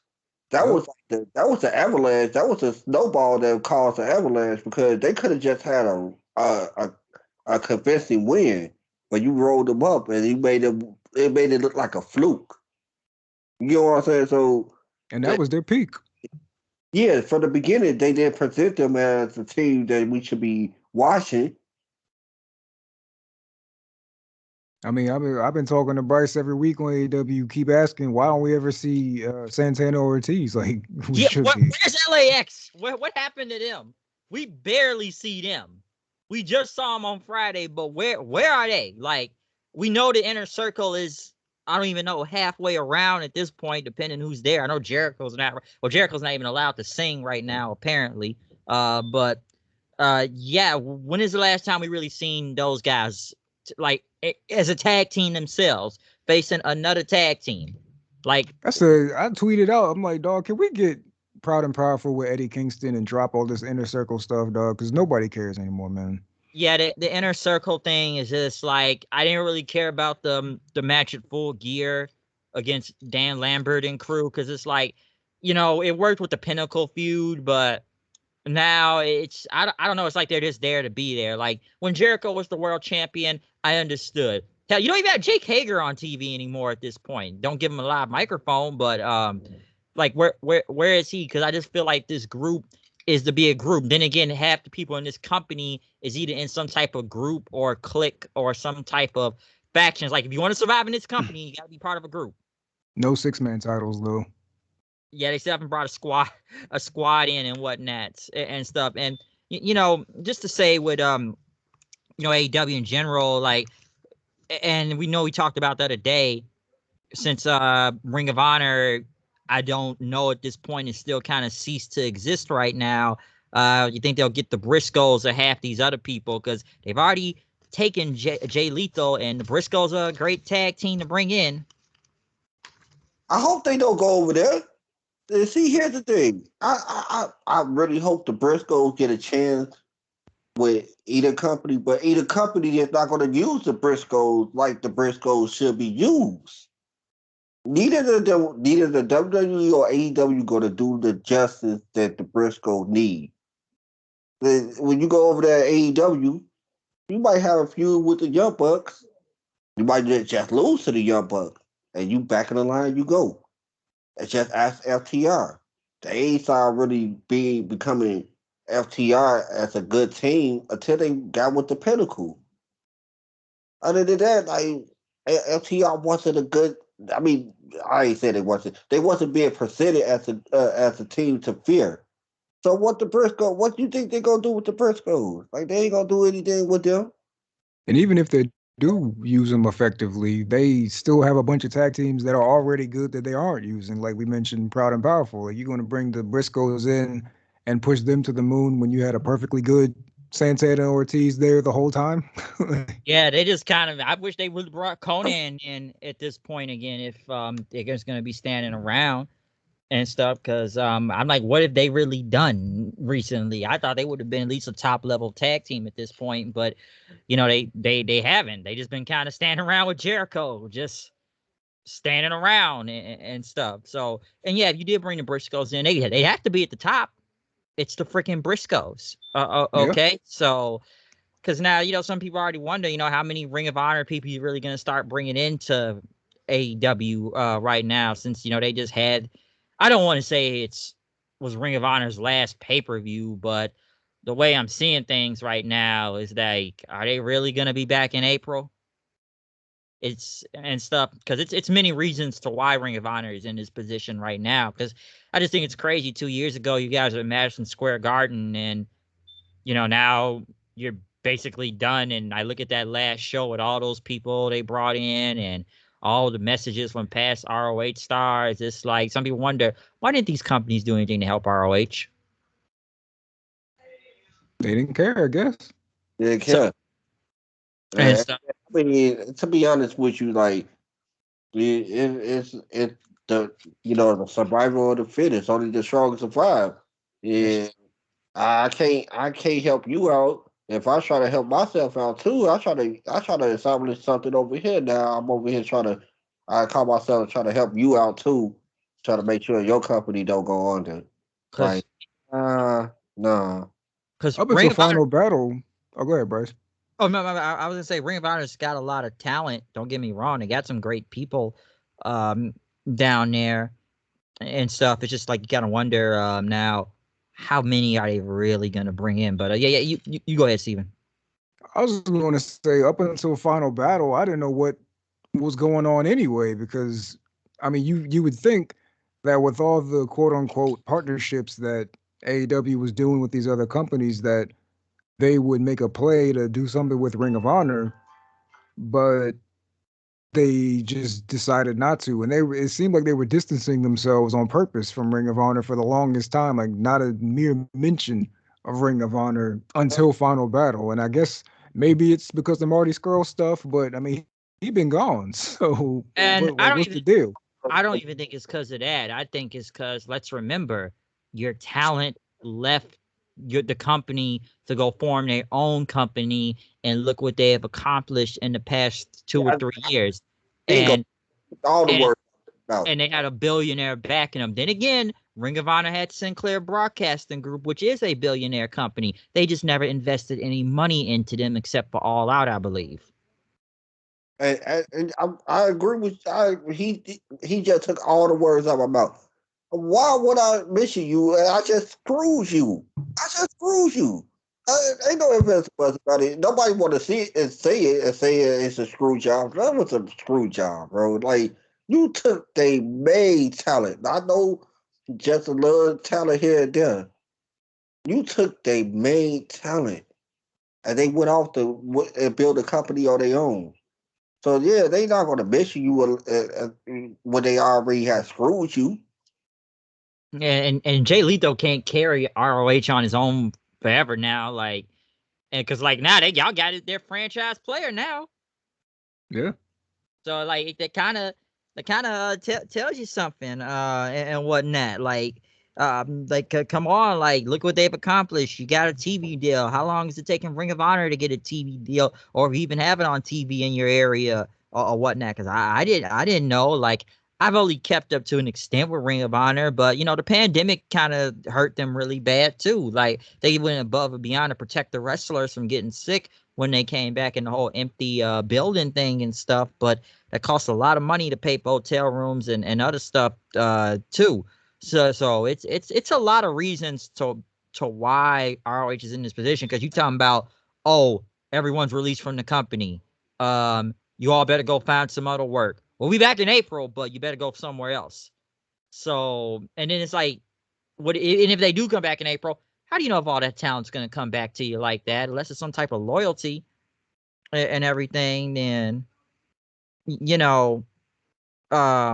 just come on. Yeah, that's what Gresham is probably.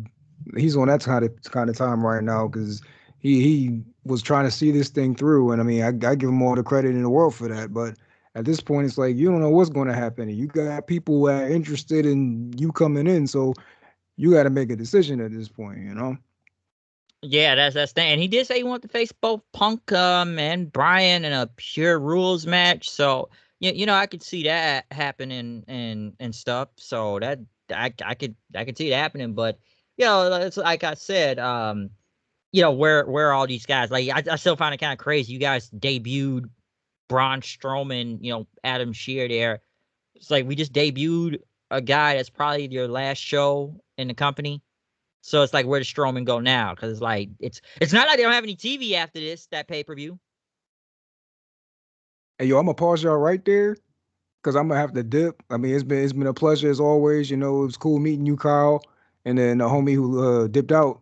But Yeah, he's it's on. 7:30. Oh yeah, different timelines. Yeah, we've been doing this for about a solid 3 hours now. Yeah, that's about time. That's about time.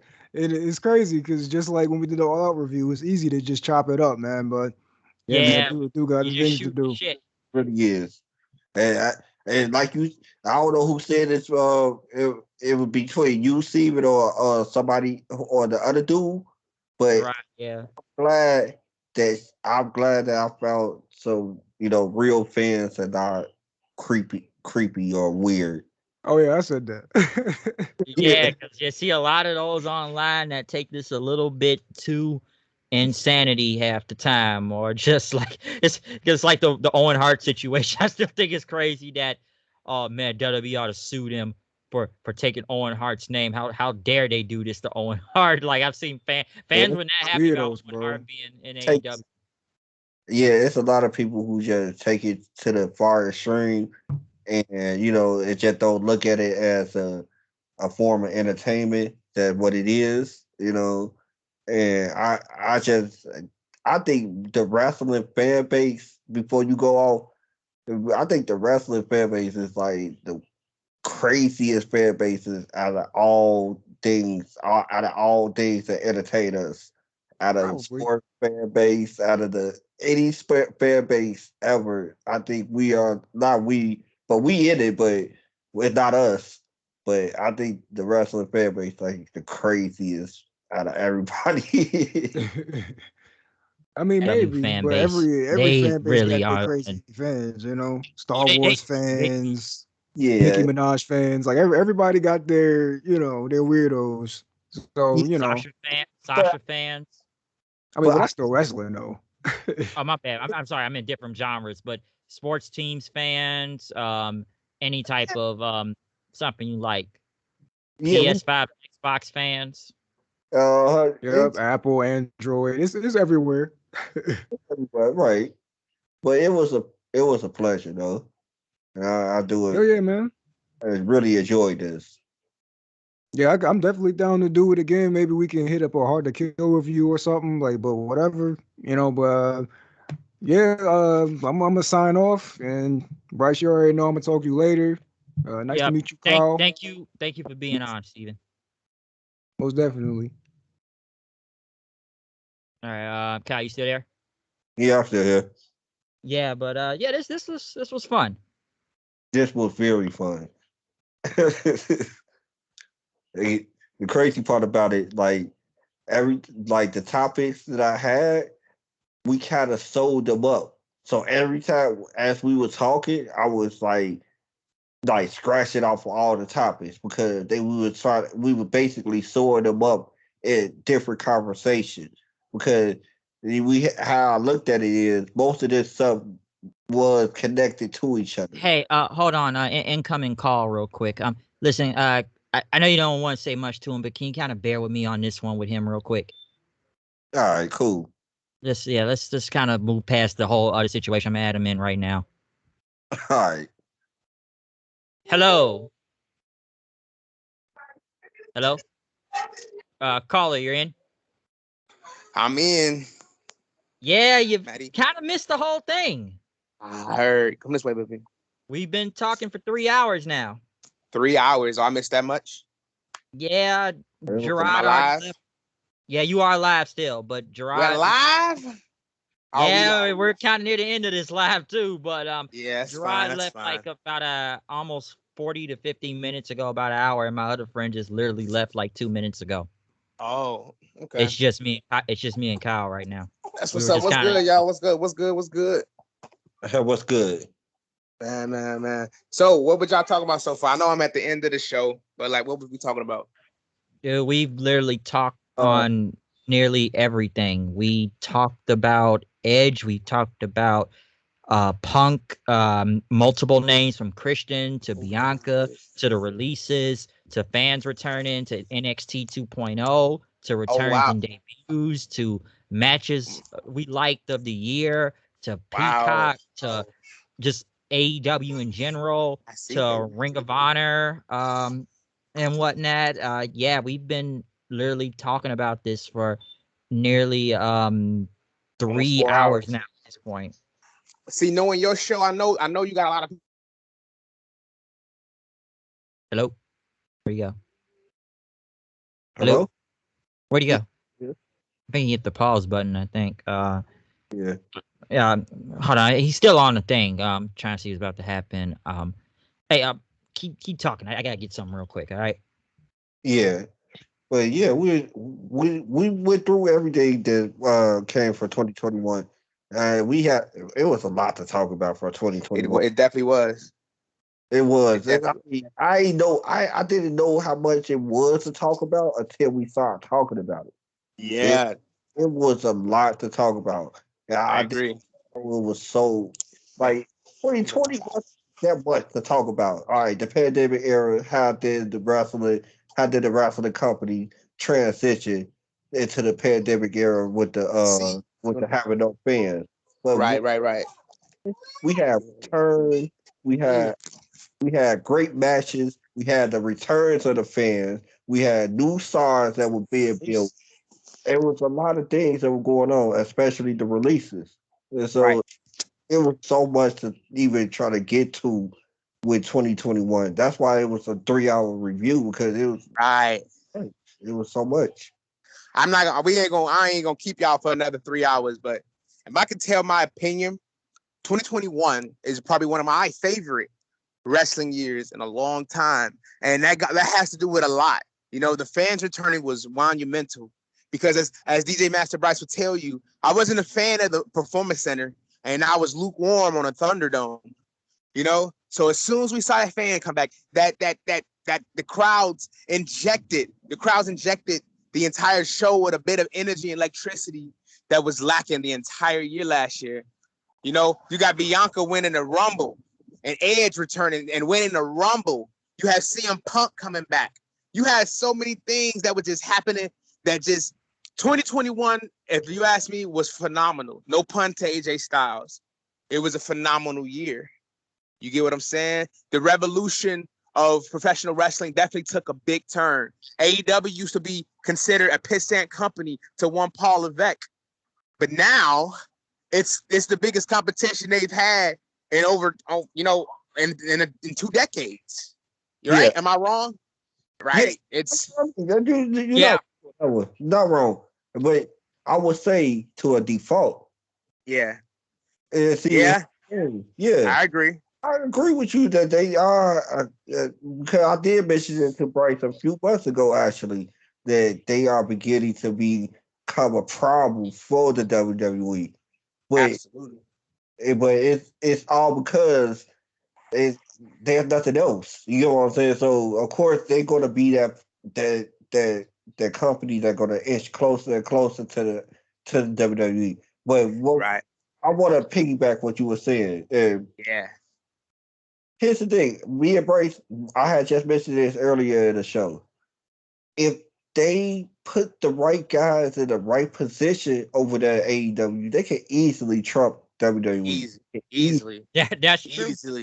Easily. But they not doing it though. And that's the crazy part about it. I don't know if they waited for storylines to unfold so they can put these guys in the right position. But right now, if they start putting these guys in the right position, you could easily trump WWE because they don't have the stars. They don't have any stars. They don't. Right. There's no real And the stars ones, over They there. aren't. and the They ones they did have, they just basically let go. and see, and there we go. And see, you cannot. You, I like Big E, but is he that He soft? ain't the move. He ain't the needle mover. There we go. I like Bianca, but was she making the needle move over there in the women's division? Like I love these guys that they are pushing, and but they not CM Punk. They not they. Right. You know what I'm saying? So they got the real stars over there at AEW. They got the stars that people been wanting to see wrestle forever. You Right. know. I agree. So I'm gonna go yeah, to the bathroom. but if You heard they me? don't, yeah, I Go agree. ahead. But one more thing before I'll give you the mic after this. But here's the thing: they not doing it, and that's going to kill them in the long run. Yes. No, That. Go ahead. no, I'm done. That was it. They gonna kill them in the long run. You know, if they don't, if they not putting these guys in the right position. I Ajay. yeah. I was trying to wait. Oh, go ahead. Absolutely. My opinion, I 100% agree with you. I tell this tale to all my friends daily. You get what I'm saying? WWE does not have stars. Of course, they have Roman, and he's the man over there, but he's not. That's it. And he's a heel. They don't have the stars like they did, and that's a problem of their own fault. You get what I'm saying? It's not that they're not even capable of making it, but if Tony Khan put certain pieces in place, AEW would trump WWE, and that's crazy because there used to be a time where WWE used to be the definition of wrestling, just like Google was the definition of searching, just like Skype was the definition of video chat before Zoom came in and kicked his ass. WWE used to be the definition of wrestling, but now AEW is in town. There were people who I didn't even know who watched wrestling who knew what AEW was, and they said AEW for kids.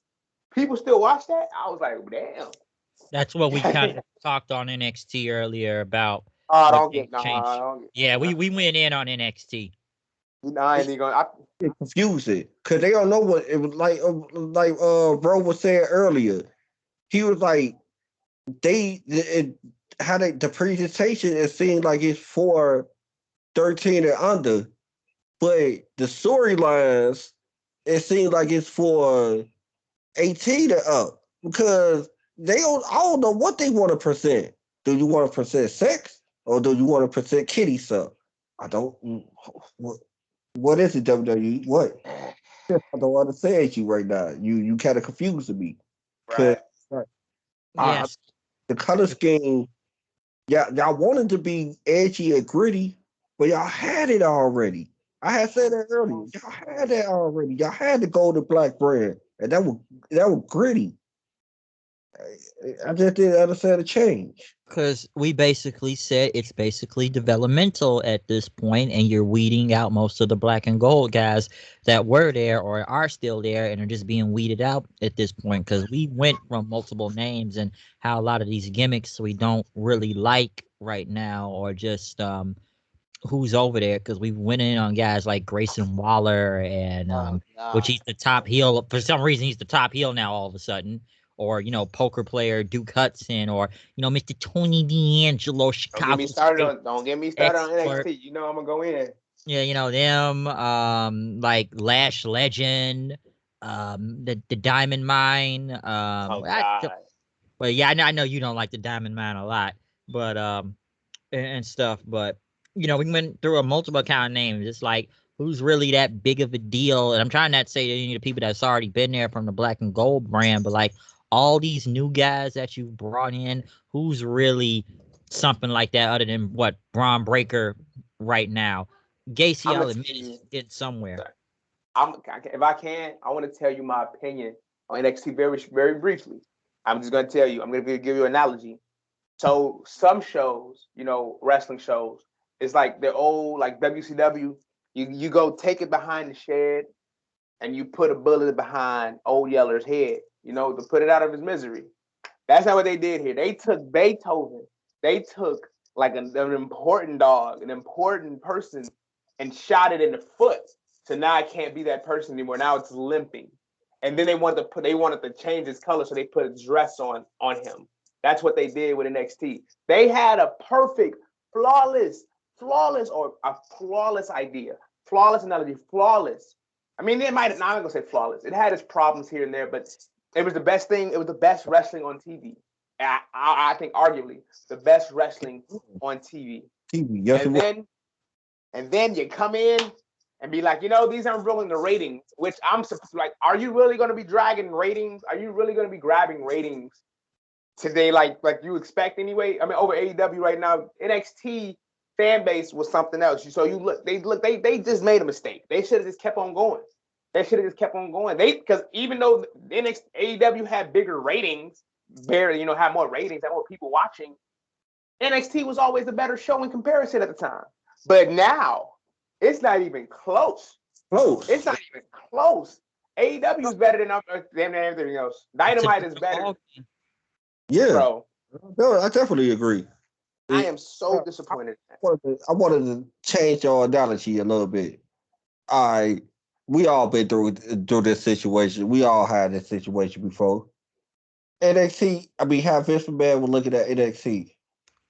Vince was looking at the other girl. You know what I'm saying? See, you already had your girl at the crib. You know what I'm saying? And she might not have, she might have a couple of flaws here and there, but you should have just kept it going with that. Nah, he went after the other one. And now the other one ain't that as good as the one that you just had. Now you go with this. Now you get what I'm saying? Yeah, you truly messed up. Now you right. You truly messed up because you had her. You ain't have to leave. Why you leave? Because you saw some flaws that you thought you couldn't work with. That's NXT. Vince looked at NXT like it's some flaws that I can't work with here, which I understand it, but it's some flaws in him that he couldn't work with, and he had to change the whole thing. Right. It's just said, bro. What rating that you about to get now? What rating that you about to get? Nobody want to see a whole bunch of developmental. If that's the case, man, the G League would be on TV instead of the. Amen. So come on now. So if we wanted to watch developmental, we would have kept going, kept watching. We would have watched main event if that's the case. If we want to watch developmental, come on, like that was just a dummy. That was just a dumb move. Yeah, especially on like national TV, developmental show and whatnot. Because, like you already said, a lot of these guys are green and they're not ready for TV. Right. I agree. To piggyback off y'all real quick, like for the first analogy, you're right with the like a woman. It's like he had an experienced, beautiful, debutante right next to him, but he got tired of her, so he let her go for this young dumb bimbo. That's what happened. That's exactly. She don't know what she doing. She ain't experienced with nothing at all. She don't know what color she want to be. She thinks 2 + 2 is Jello. She don't know. And that's it. And that's what you going off of. And now look at you. Now everybody look. Hey, where the other girl at, Vince? What happened? What happened to the other girl? Oh, I got tired of her. Pal. I needed some new things in my life. She wasn't very effervescent, pal. Yeah, man, that NXT move, it's gonna really bite him for real. That was I just didn't understand it. So yeah, because it still doesn't make sense even right now, and just like I said, just some of the people we've said that's on that show or whatever they're doing right now, it's literally a totally different show. That's why I was worried going into War Games. I said, I wonder how this really about to look now, since it's not even technically Takeover anymore. Yeah, War Games was entertaining, though. I ain't gonna lie. But it turned out good, though. Like it turned out good. Yeah, they did. It turned out very good. I just felt like it's still not. It didn't feel like it though. It didn't feel like War Games to me. And I would watch it like I would watch it a WWE pay-per-view, a main roster pay-per-view. I am still watching at WWE when you watch NXT, but y'all feel what I'm saying. I watch it. It seems like I would watch it at a main roster pay-per-view. Right. Right. And when I do now, I'm watching the main roster. That's how I feel. I watch it a developmental brand main roster. Everybody's got some gimmick. Sorry. Can I All open right. a question? I don't know if y'all already Wait. talked about it, but it was some question that I was asked. I wanted to know everybody's take, but I know I came at the tail end of this amazing show. So let's go ahead and ask this question. Between you two, myself included, I guess, what was the best match this year, period? In any company, the number one match. Let's do singles match first. Like, what was the number one singles match this year? My favorite match was the Ilya versus Walter Part 2. Oh I my was about to god! say the same thing. I was about to say the same That thing. that was really good. My That was favorite so match. good. My wife watched UK for the first time, and I thought she wasn't gonna like it. She loved it. You know, I agree. I have that's like my number 3, but if I can say my number 1 is, it kind of shocked me. It kind of shocked me. I think I told it was Bryan Danielson versus versus Kingston, dude. And I know that wasn't everybody's favorite. But it showed me, because Eddie Kingston reminded me of an uncle. You know, he reminded me of one of my uncles, man, that I grew up with. Daniel Bryan can wrestle a shoe, and I'll believe that shoe to be a world champion. He is very good. That was my favorite match. I know it wasn't out of all, because who else he went against? Who else did he go against right before that week before? Dustin Rhodes, I think. No, I'm talking about Danielson went against, oh my god, on Rampage. Oh, Japanese. what is Dark Order guys? No, Minoru Suzuki. Suzuki. That's everybody's and that run, Suzuki. That was their favorite. You know, I like Kingston more because even though I didn't think Kingston would have had the W, but for a split second, I believe he'll probably do anything to go ahead. He might actually pull out a knife and stab Daniel Bryan. I like story-based wrestling. You know, I like story-based wrestling. I ain't gonna lie. Like, I liked the Daniel Bryan versus Kingston match all up until I saw Kingston versus CM Punk. And then, hey, that was a brawl. That had to be second place. That's second place right there, because that's CM Punk versus Kingston match right there. Yeah. That was a story. Really, and that was a short story too. That was short. It was only about a couple of weeks, Bill. That could have went longer. I'm disappointed in you. Like, I'm disappointed. That's all you do. Didn't hook. I was like, man. But what about yours, right? I would like to say match of the year. I do agree with you on the Dragunov and Walter. I'm gonna put that in there. It's a lot of matches I'm trying to name. I know that. I want to say Cole and O'Reilly at Takeover. Not the Takeover where Cole left, but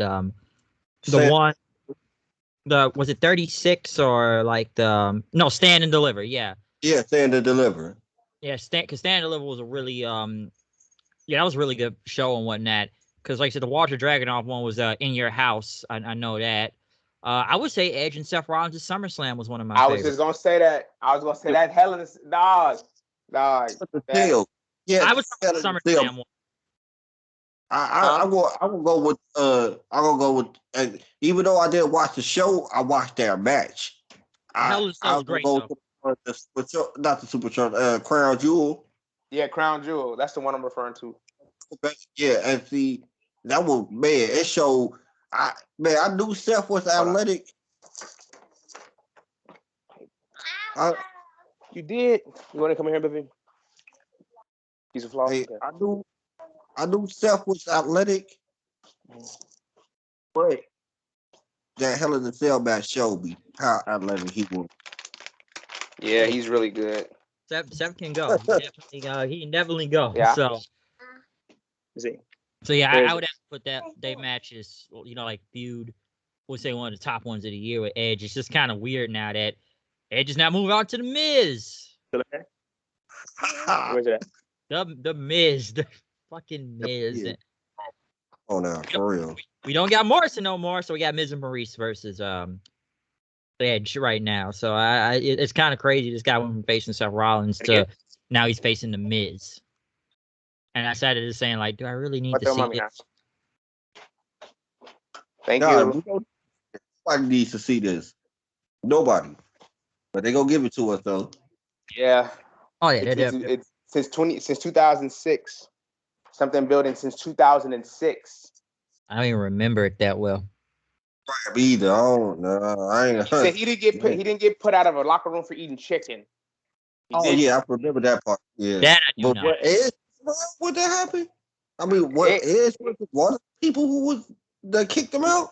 Allegedly, it was Benoit and all those hard stiff asses back then. Yeah, JBL. Hardcore Holly and all of them. Yeah. But I don't. So why he got beat with Edge if it was Hardcore Holly and them were doing that stuff?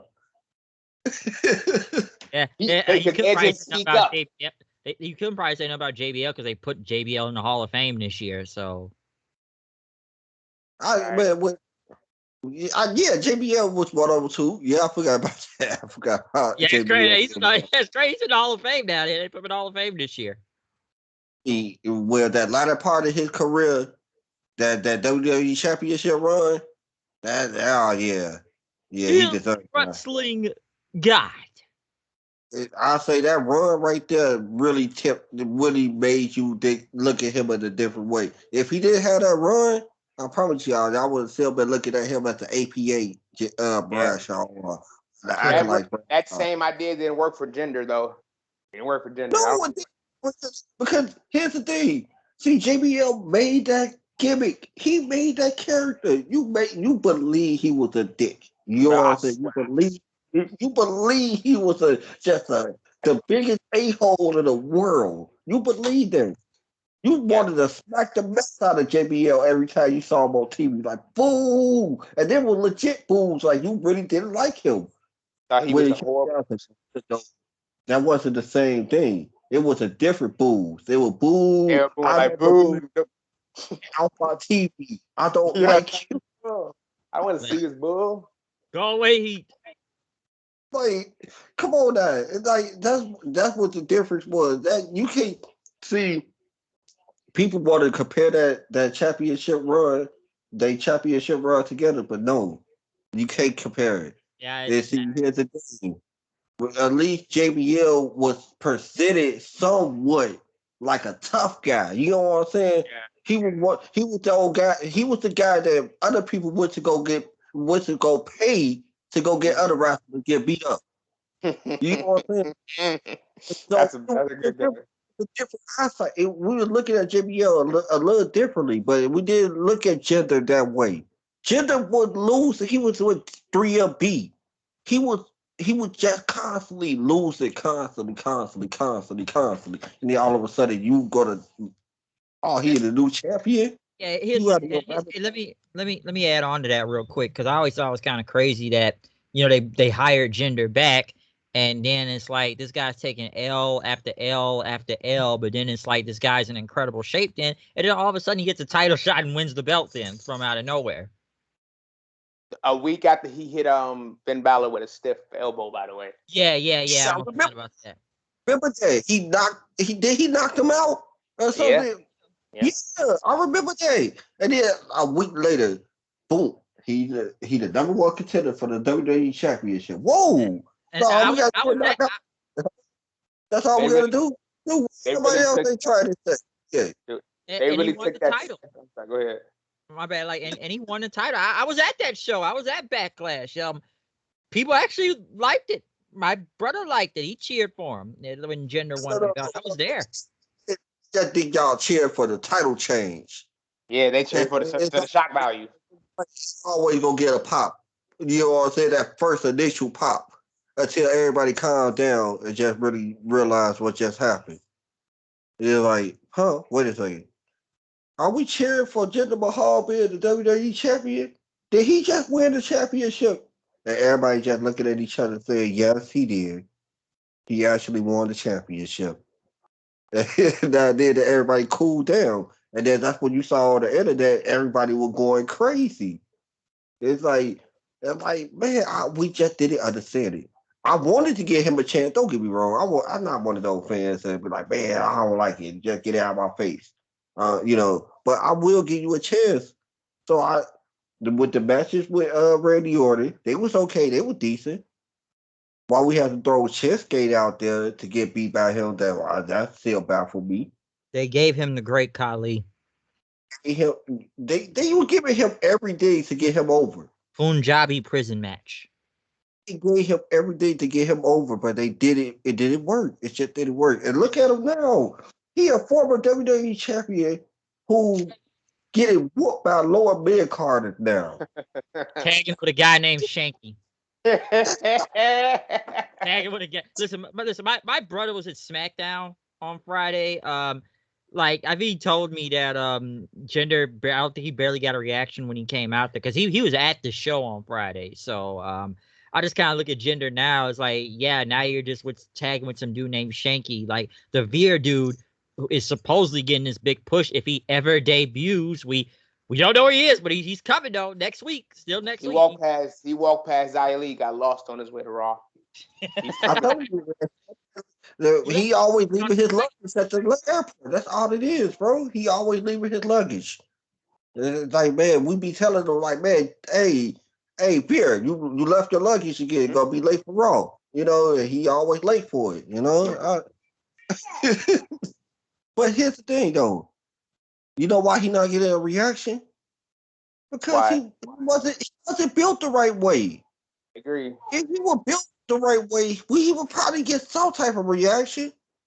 But you just can't tell me that y'all can't do a former WWE champion is just in the lower mid card, teaming up with somebody who can't barely wrestle. You know what I'm saying? Shxggy can't barely move. He can barely walk. He walked like I thought he was like he's a combination. No, Shxggy can't barely walk. He looks like he's just a big guy. He's just big.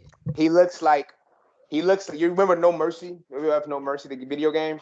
He looks like what Kane looked like when you took the mask off. Pink? Just weird looking. Exactly. Weird looking. Lights off. Like you can't do that. You can't 1 week have a jobber who been losing matches constantly. Then the next week he's your top champion. That's not you can't do that to us. So that's the reason why that's why he back to where he belongs. In the lower mid card. I agree. I highly agree. I highly agree with you. Because he's not one of those type of guys. I wanted to say that before we get off the subject.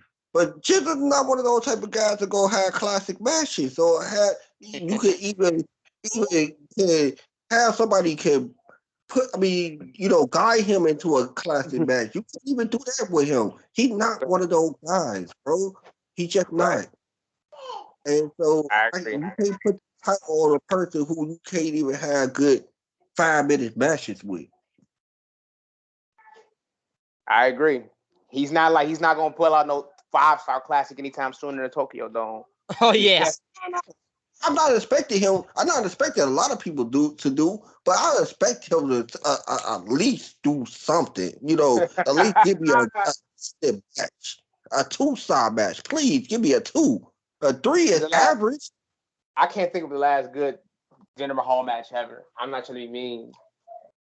Wait, did he have a match against AJ Styles? That was decent, right? Did he lose AJ? AJ. All right, so sorry. He's a walking Dave Meltzer statistic. He is a walking. Yes, he is. That's what he is. Absolutely. He is definitely a walking 3 to 5-star match. Real talk. Easy. He can do it in his sleep. In his sleep. 3 in his sleep, 5 if he really wanted to try with you. So, but it's like Alexa, turn the lights to pink. Well, I almost think he put on some better matches than him. What you think? Almost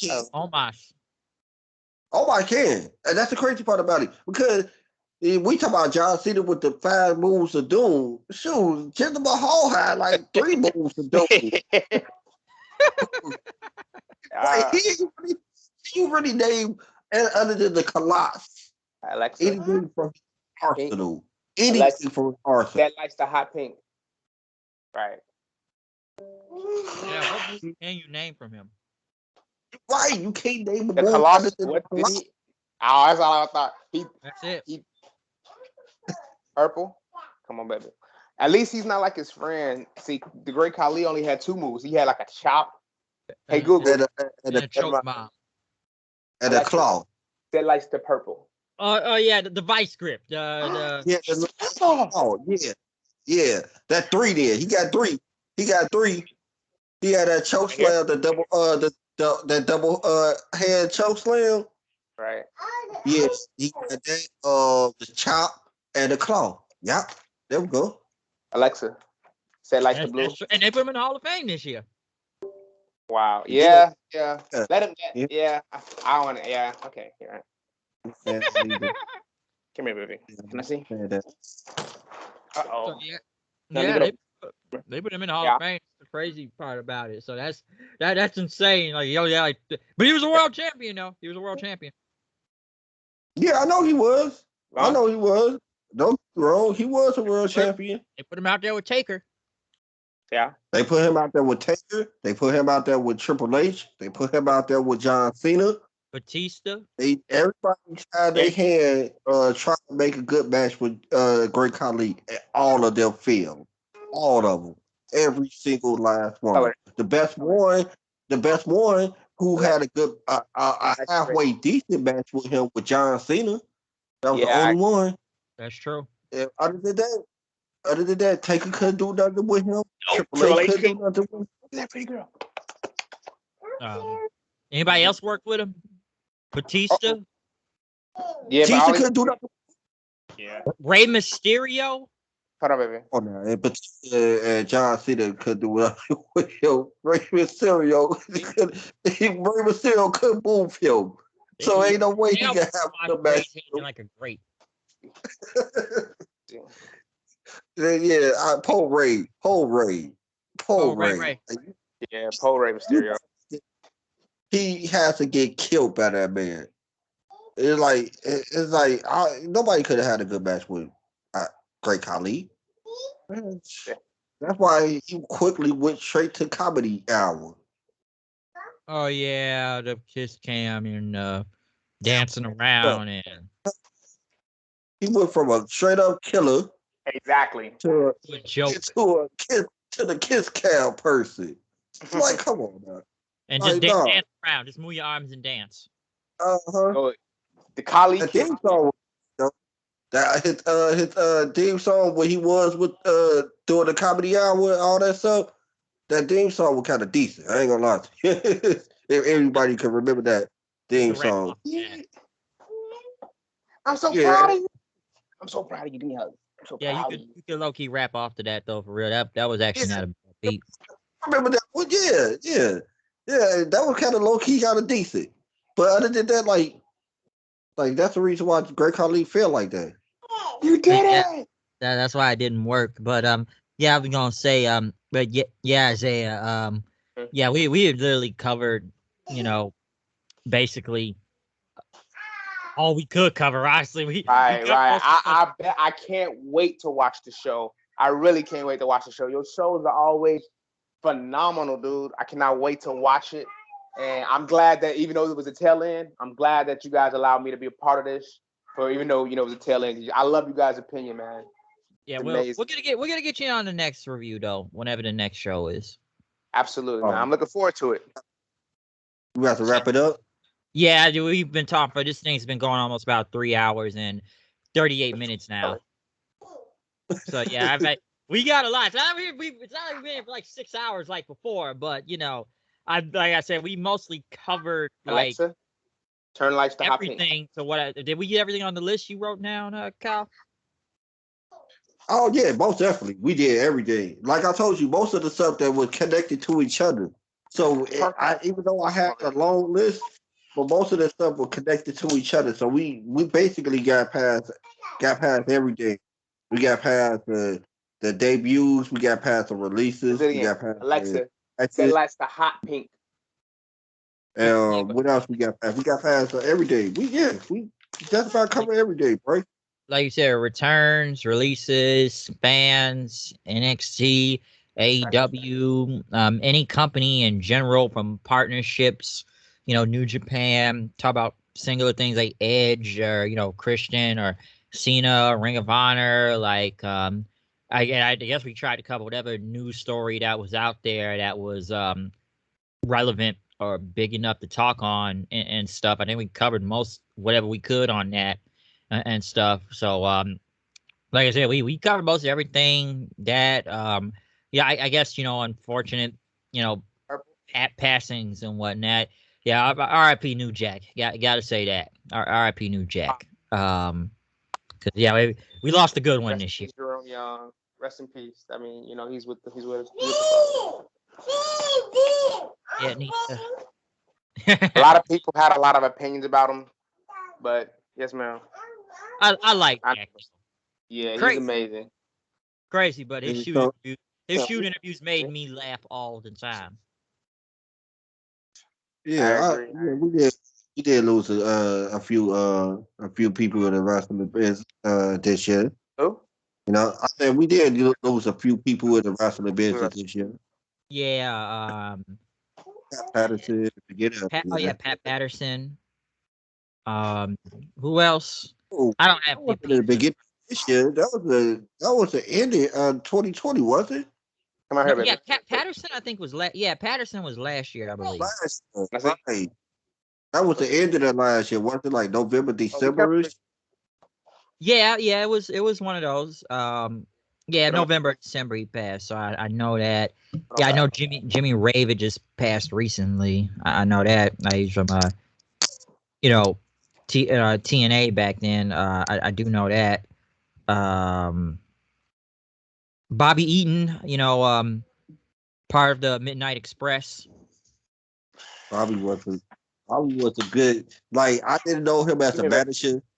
When I started watching wrestling, I started really knowing him as a commentator, and over there at WWE. And I really loved him as a commentator over there. Yeah, he was funny.